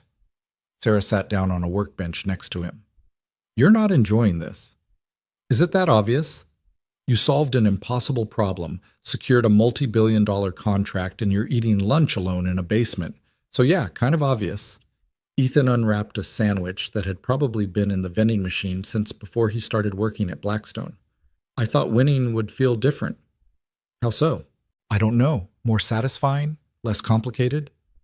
"Winning is always complicated," Sarah said, "especially when you win by being different instead of following the rules everyone else follows. It makes people uncomfortable, makes them question their own choices." "Is that what I did to you?" "Yes. And I needed it." Sarah pulled out her own lunch, something healthy and homemade that made Ethan's vending machine sandwich look even more depressing. "I've spent 10 years believing success required following a specific path. Then you show up and blow up that entire belief system in 3 weeks." "I didn't mean to." "I know. That's what made it worse." She took a bite of her salad. "But also better, because it forced me to realize I'd been confusing credentials with competence, and that maybe the way I learned to solve problems isn't the only way." "You're being remarkably understanding about this." "Don't get used to it. I'm still competitive and I still think you're reckless, but I also respect what you did." Sarah stood up. "Vanessa's looking for you, by the way. Something about a new project." "Of course there's a new project. That's how it works up here. You don't get to rest on success. You get to stress about the next impossible thing." She left. Ethan finished his terrible sandwich and wondered if he'd made a mistake accepting this life. Vanessa found him 20 minutes later, still in the basement. "Why am I not surprised you're hiding down here?" she said. "I'm not hiding. I'm eating lunch." "You're hiding." Vanessa looked around at the concrete walls and exposed pipes like she was studying an alien landscape. "You know, I used to eat lunch alone in bathrooms when I was starting out. Couldn't afford the cafeteria. Didn't want people to know I was broke." "Why are you telling me this?" "Because I recognize the look you're wearing, the one that says you're wondering if you made a terrible mistake." Ethan didn't respond. Vanessa sat down across from him, somehow making a dirty workbench look like a boardroom chair through sheer force of presence. "The Brisbane project is getting attention. Other cities want similar systems. Singapore, Dubai, Toronto. We're looking at expansion that could be worth $50 billion over the next 5 years." "That's good." "It is. And it's also terrifying because the whole thing is built on your solution. If you can't replicate that success, then it all falls apart." "Then we find a different approach," Vanessa corrected. "That's the part I'm trying to learn. Failure isn't fatal. It's just expensive and embarrassing." Is there a point to this conversation? The point is I'm offering you a promotion. Vice President of Systems Innovation. Double your current salary. Full executive benefits. Your own team. Ethan stared at her. I've been here 5 weeks. And you've accomplished more in 5 weeks than most people accomplish in 5 years. I got lucky. No. You saw a problem differently than everyone else and had the courage to pursue a solution that didn't make sense on paper. That's not luck. That's vision. I don't want to be a vice president. Vanessa blinked. I'm sorry. What? I don't want the promotion. The job I have now is already more than I know how to handle.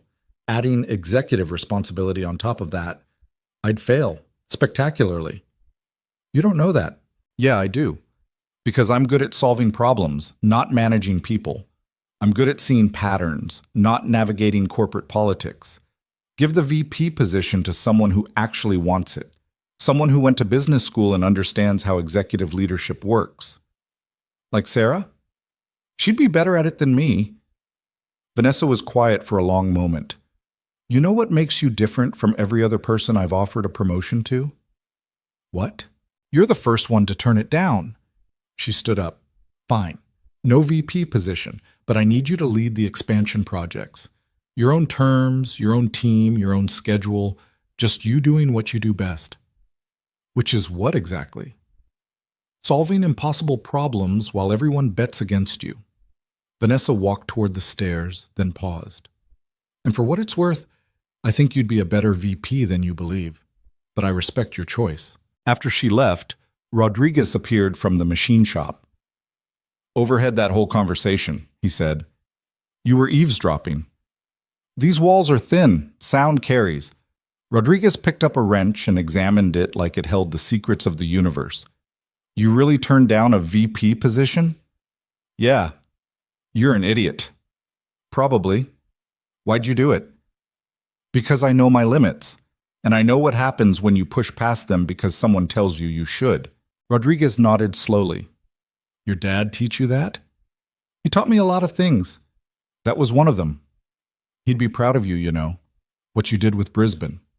The words hit harder than Ethan expected. He had to look away to keep his composure. Thanks. But he'd also tell you that you can't stay in the basement forever. Eventually you have to decide who you want to be. I know who I am. Do you? Because from where I'm standing, you look like someone caught between two worlds. Can't go back to being invisible. Won't step fully into being visible. That's not a sustainable position. Rodriguez left him with that thought. The expansion project started 3 weeks later. Singapore sent a team to meet with Ethan. Dubai scheduled video conferences at hours that made his sleep schedule a disaster. Toronto wanted modifications to the Brisbane system that would require months of development. Ethan built his team carefully. He brought in Sarah as lead researcher, Marcus as infrastructure specialist. 3 younger engineers who reminded him of himself. Smart, hungry, uncredentialed in ways that mattered. They worked out of Conference Hall 3, which had been converted into a permanent workspace for his team. The same room where everyone had laughed at him 3 months ago. Emma noticed the change in him. She didn't say anything directly, but her questions got sharper. You're home more now, she observed one evening. Is that bad? No, but you seem tired all the time. Managing people is exhausting. Then why do it? Because the problems I'm solving are too big for one person. Emma thought about this while working on her latest school project, something about ecosystems and food chains. Mrs. Chen says you're famous now. Mrs. Chen exaggerates. She showed me an article about you. It said you revolutionized urban infrastructure. I helped solve a transportation problem. That's not the same as revolutionizing anything. The article said you're a genius. Ethan laughed. The article is wrong. Are you, though, a genius? No, I'm just someone who sees patterns and got lucky a few times. Emma looked at him with those eyes that saw too much. Do you like your job? The question caught him off guard. That's complicated. No, it's not. Either you like it or you don't. I like solving problems. I don't like the politics that come with it.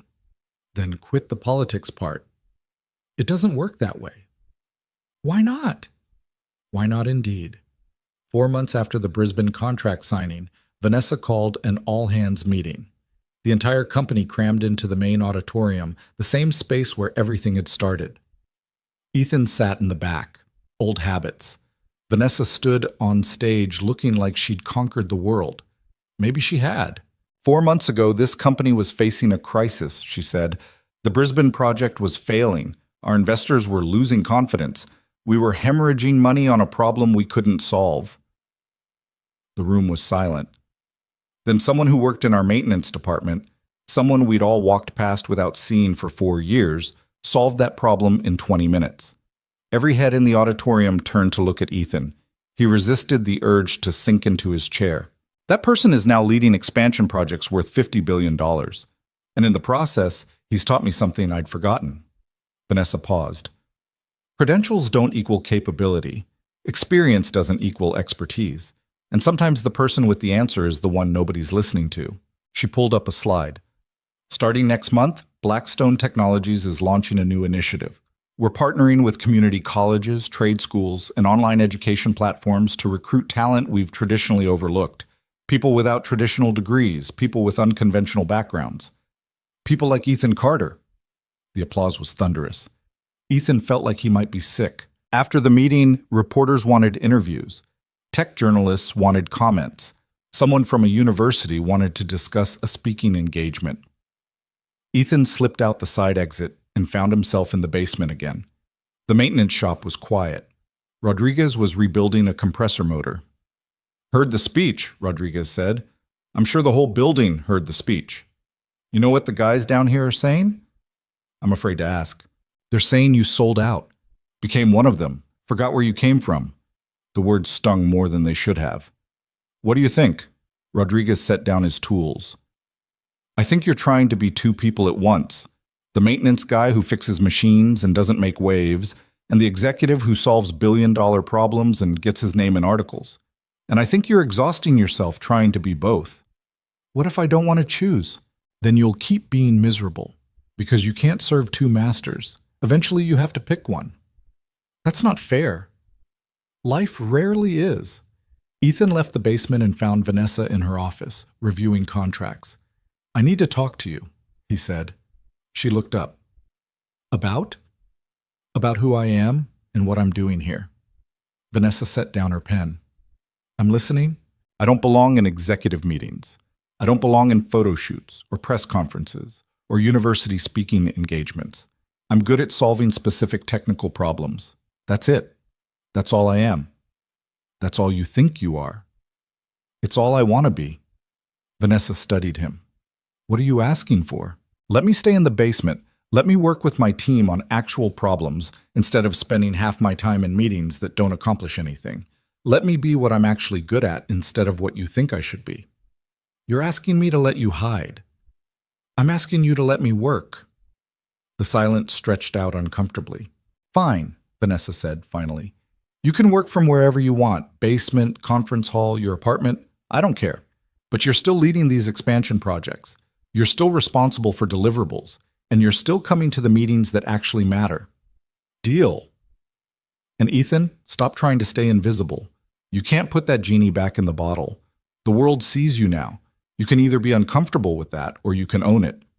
"What if I don't want to own it?" "Then you're going to be uncomfortable for a very long time." 6 months after everything started, Ethan and his team delivered the Singapore system. It worked better than Brisbane. Dubai came online 3 months later. Toronto 6 months after that. Each success made the next project more complicated. More stakeholders. More pressure. More people watching to see if he could keep delivering miracles. Ethan stopped sleeping well. Started drinking too much coffee. Skipped meals. The stress showed in the lines appearing on his face. The weight he was losing. The way Emma watched him with worried eyes. "You're doing the eyebrow thing again," she said one evening. "I know." "Are you okay?" "No." The honesty surprised both of them. "What's wrong?" Emma asked. "I don't know how to do this. Any of this. I'm good at solving problems, but every problem I solve creates 5 new ones. And I don't know how to manage teams or handle media attention or navigate corporate politics. I'm drowning, Emma, and I don't know how to stop." Emma was quiet for a minute. Then she said, "Remember when I tried to do my science project all by myself, and it was a disaster?" "Yeah. And you told me that asking for help wasn't the same as failing. It was just being smart about knowing your limits. I did say that. Maybe you should take your own advice. Out of the mouths of 8-year-olds. The next morning, Ethan walked into Vanessa's office without an appointment. I need help, he said. What kind of help? I need someone to handle the business side of these projects. Someone who understands contracts and stakeholder management and all the things I'm terrible at. I can do the technical work, but I can't do everything. I'll assign you a project manager. I need more than a project manager. I need a partner. Someone who can handle everything I can't. Vanessa thought about it. What about Sarah? Sarah's perfect for technical leadership, but she's not suited for business management either. Then who? Ethan took a breath. What about you? Vanessa stared at him. You want me to partner with you on these projects? You're good at the things I'm bad at. Strategy, politics, managing expectations, and I'm good at the things you're bad at. Technical innovation, unconventional problem solving. I'm the CEO. I don't have time to... You spent 3 hours in a meeting yesterday discussing whether the company holiday party should be open bar or cash bar. That's not CEO work. That's avoiding the things you actually want to do. The accusation hung in the air between them. What makes you think I want to do this? Vanessa asked quietly. Because I've watched you light up every time there's a technical challenge to solve. I've seen you in strategy meetings about these expansion projects.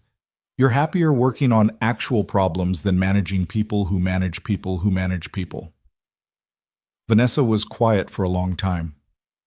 If I do this, it changes our dynamic. We'd be equals, partners. I know. You'd have to trust me, and I'd have to trust you. I know that too. We've been working together for 6 months, and we still barely like each other.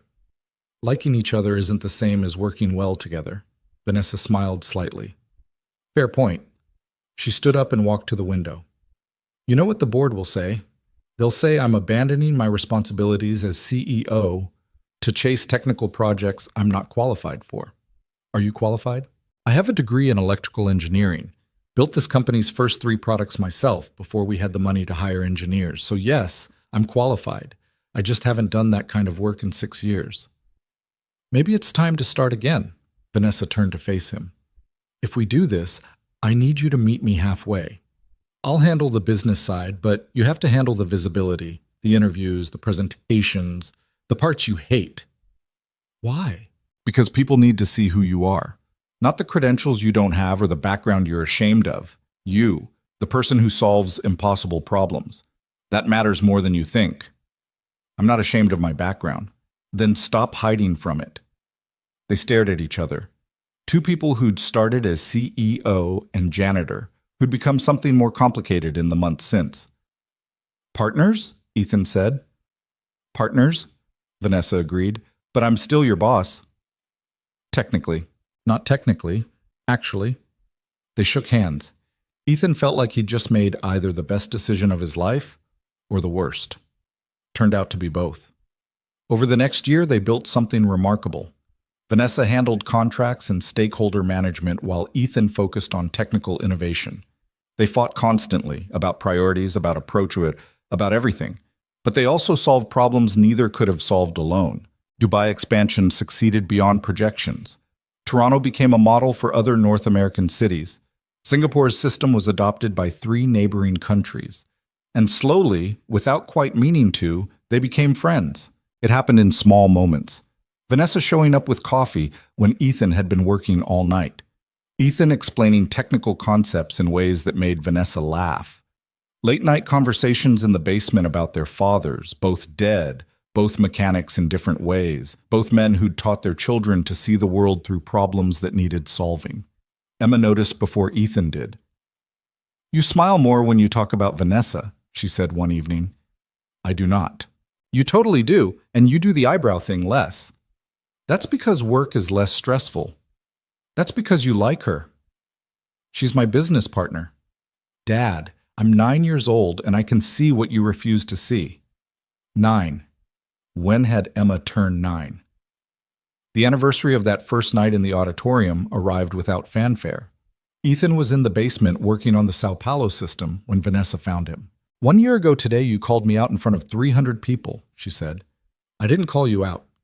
I muttered to myself, and you heard it. You challenged everything I thought I knew about how success works. I was trying not to get fired. Vanessa sat down next to him. I've been thinking about that night a lot lately, about who I was and who I've become. And I was miserable. Successful, but miserable. I'd built this company into something worth billions, and I hated every minute of it. The meetings, the politics, the constant pressure to be the smartest person in the room. You don't have to be the smartest person in the room. You just have to hire the smartest people. Took me 6 years to figure that out. Took you about 6 seconds. They sat in comfortable silence. The kind of silence that only happened between people who'd stopped trying to impress each other. Can I ask you something? Vanessa said. Sure. Do you regret it? Taking this job? Leaving maintenance? Ethan thought about it honestly.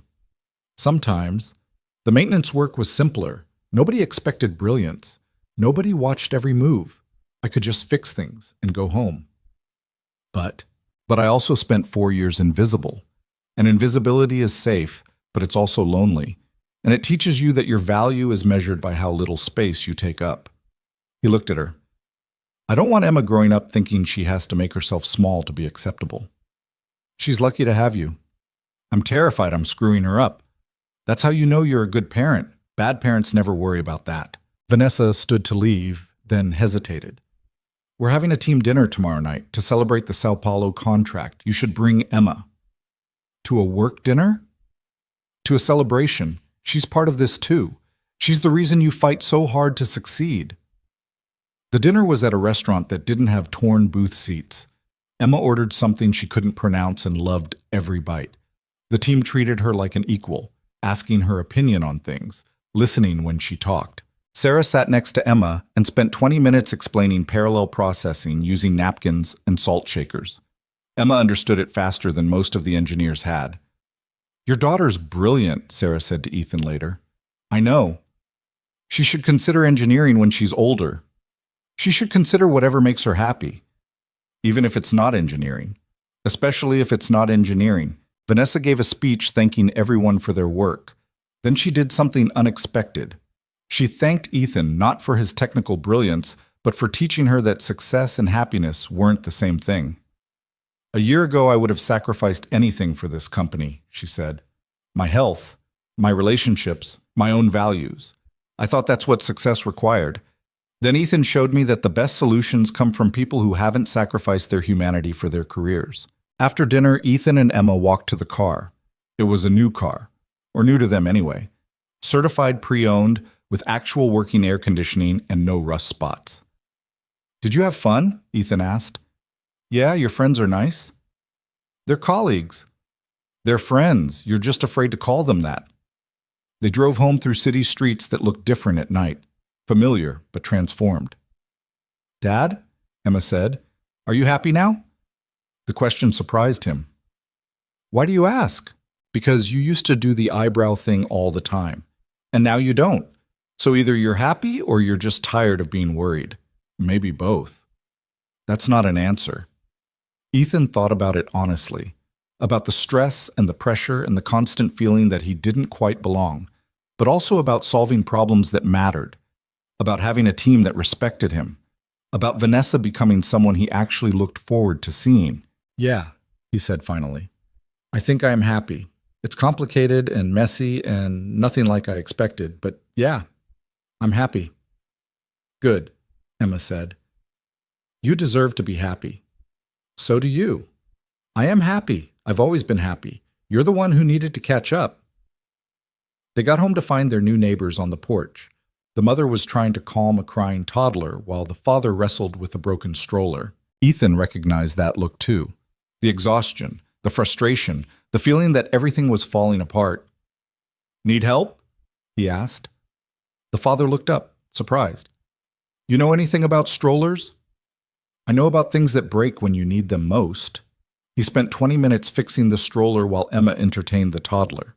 Turned out the family had just moved from across the country. New jobs, new city, no support system yet. How did you do it? The mother asked. Move here alone with a kid? Barely, Ethan admitted. I worked nights, slept during the day, made a lot of mistakes, but we figured it out eventually. When does it get easier? I'll let you know when it does. The mother laughed, surprised. Everyone else tells me it gets easier. Everyone else is lying to make you feel better. It doesn't get easier. You just get better at handling it. That's either really honest or really depressing. Both, Ethan said, but also true. He gave them his number, told them to reach out if they needed anything. The kind of help nobody had offered him 8 years ago. Back inside, Emma was getting ready for bed. That was nice, she said, helping them. Yeah. Is that what you do now? Help people? I solve problems. Sometimes that's the same thing. And sometimes? Sometimes solving the problem is easy. Helping the person is harder. Emma hugged him goodnight. I'm proud of you, Dad. For what? For becoming the person you needed when you were scared. She went to brush her teeth. Ethan stood in the hallway, trying not to cry. 2 years after that night in the auditorium, Blackstone Technologies had implemented Ethan's systems in 43 cities across 6 continents. The company's value had tripled. Ethan's stock options had made him wealthy in ways that still didn't feel real. But more importantly, he'd changed how the company thought about talent. The initiative Vanessa had announced recruited over 200 people from non-traditional backgrounds. Some succeeded, some didn't.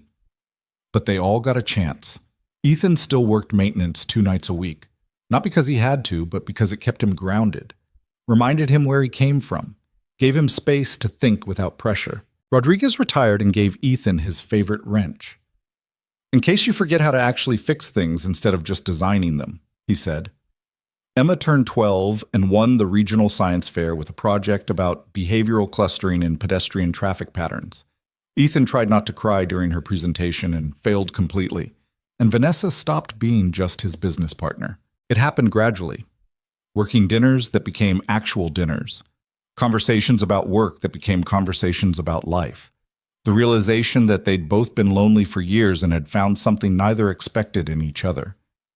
This is complicated, Vanessa said one evening. They were in the basement, their favorite place to talk when the executive floor got too loud.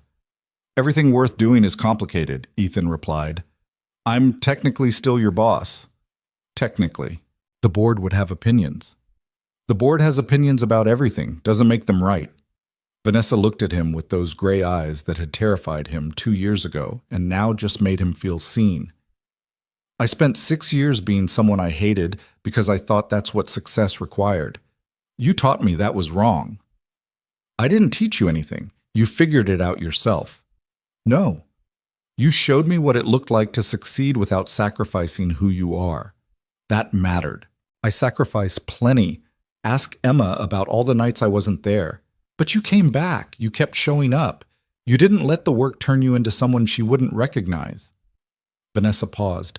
That's harder than it sounds. Everything's harder than it sounds. They sat in comfortable silence, the kind built over 2 years of fighting and failing and succeeding together. My father would have liked you, Ethan said eventually. Mine would have thought you were crazy. No credentials, no business plan, just brilliance and stubbornness. He'd be right. I am crazy. We both are, Vanessa said. That's why this works. 3 years after that night in the auditorium, they moved Blackstone's headquarters to a new building. Ethan insisted on designing the maintenance levels himself. Made sure they had good lighting, comfortable break rooms, equipment that actually worked. Made sure the people who kept the building running weren't invisible. Emma was 13 and already talking about college. She wanted to study behavioral psychology and urban planning, wanted to understand why people made the choices they did. Wonder where she got that from, Vanessa said, amused. No idea, Ethan replied. The anniversary of that first night arrived. This time, Vanessa insisted on marking it properly. She gathered the original team in Conference Hall 3, the same room where everything started. 3 years ago, she said, I was CEO of a company worth $8 billion. I had everything I thought I wanted, and I was more miserable than I'd been in my entire life. The room was silent.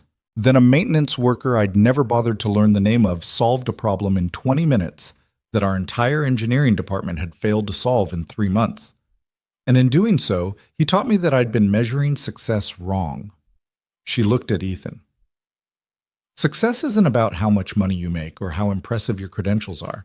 It's about whether you're solving problems that matter and whether you're becoming someone you're proud to be.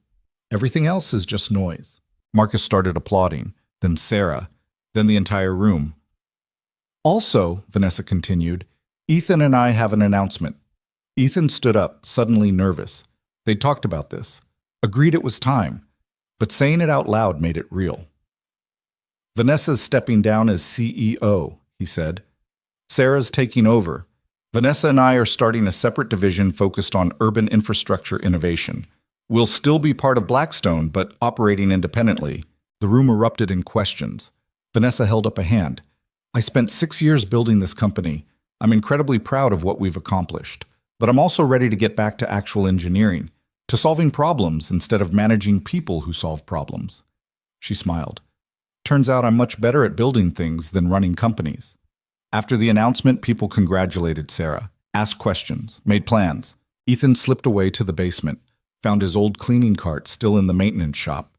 The left wheel still squeaked. Vanessa found him there. Sentimental? She asked. Maybe. Regretting the announcement? No, just thinking about how strange it is. 3 years ago, I was invisible. Now I'm starting my own division. You were never invisible. People just weren't paying attention. That's the same thing. No, it's not. Invisibility suggests you weren't there. You were always there. We just didn't see you. Vanessa sat down next to him. That's on us, not you. They sat in comfortable silence. They're silence now. Emma asked if you were going to move in with us, Ethan said eventually. What did you tell her? That it was complicated. It doesn't have to be. You're sure about this? About us? About everything? Vanessa took his hand. I'm sure that 3 years ago you challenged everything I thought I knew about success. I'm sure that working with you has made me happier than I've been in a decade. And I'm sure that Emma deserves to see what it looks like when two people figure out how to build something together. That's not exactly a declaration of love. I'm not good at declarations. I'm good at building things, and I want to build this. With you. That works, Ethan said. They sat in the basement where it had all started, where a maintenance worker had spent 4 years invisible before becoming visible, where a CEO had hidden from the parts of herself that actually mattered. Above them, the building hummed with people doing important work. Below them, machines kept everything running while nobody paid attention. Ethan had learned to exist in both worlds, to be visible when it mattered and invisible when it didn't, to solve problems that changed cities while still fixing broken machinery in basements, to be proud of where he came from while moving toward where he was going. That night he picked Emma up from school. She immediately knew something was different. You're doing a thing with your face, she said. What kind of thing? A happy thing. It's weird. I'm not used to it. Get used to it, Ethan said. Vanessa and I are starting our own division, and she's moving in with us, if that's okay with you. Emma was quiet for a minute. Then she said, Is she going to try to be my mom? No, your mom is your mom, even though she's not here. Vanessa is just Vanessa, someone who cares about you and wants to be part of our family. Okay? That's it?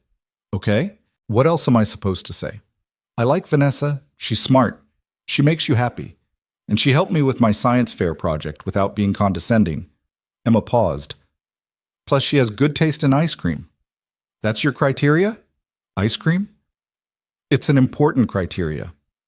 They drove home through streets that had become familiar, past the school where Emma had grown up, past the apartment where they'd started, past Blackstone Technologies where everything had changed. Dad, Emma said, do you think Mom would be proud of you, of what you've become? The question caught him off guard. I don't know. Maybe. I think she would be. Even though she left, I think she'd be proud that you didn't give up, that you kept going and kept being a good dad. I tried to be. You are. You're the best dad I could have asked for. Ethan had to pull over because he couldn't see through the tears. Emma hugged him from the back seat. It's okay to be happy, Dad, she said. You don't have to feel guilty about it. When did you get so wise? I've always been wise. You're just finally paying attention. They sat in the parked car while traffic moved around them. Father and daughter, maintenance worker and executive, invisible and visible, all of it true at once. That night, Ethan sat on his porch, their new porch, in the house they'd bought 6 months ago with the money from stock options that still didn't feel real, and thought about the journey from there to here, about being laughed at in an auditorium and proving everyone wrong, about Vanessa learning to be human again, about Emma growing up watching her father refuse to become someone he wasn't, about the difference between credentials and capability, about how success looked different than he'd imagined and better than he'd hoped. His phone buzzed. Marcus. Heard about the new division. Congrats, man. You've come a long way from the guy who fixed my broken AC. I still fix your broken AC, Ethan typed back. Yeah, but now you do it between solving billion-dollar problems. That's called range. Ethan smiled and put his phone away. Vanessa pulled up in her car, still the same expensive car she'd driven 3 years ago, but now it looked less like armor and more like just a car. Emma asleep? She asked. Yeah, she's excited about you moving in. Says you have good taste in ice cream. High praise, sir. The highest. They sat together on the porch watching the neighborhood settle into evening. The new neighbor's kids were playing in the yard. Someone was grilling somewhere. Normal sounds in a normal neighborhood. Do you ever miss it? Vanessa asked. The invisibility? Sometimes. It was simpler. But I think Emma was right. I've always been wise. I was just afraid to show it, afraid of what would happen if people actually saw me. And now? Now I'm still afraid. But I'm doing it anyway. That's called courage. Or stupidity. Both, Vanessa said. That's why it works. They sat in comfortable silence, building something together. Not perfect, not smooth, but real and honest, and theirs. Inside, Emma's light was still on, probably reading past her bedtime again. Ethan made a note to check on her in 20 minutes. Above them, stars appeared in the darkening sky. Below them, the foundation of their house held steady. And somewhere between invisible and visible, between maintenance worker and executive, between who he'd been and who he was becoming, Ethan Carter finally felt like himself. Complicated, messy, imperfect, but enough, more than enough.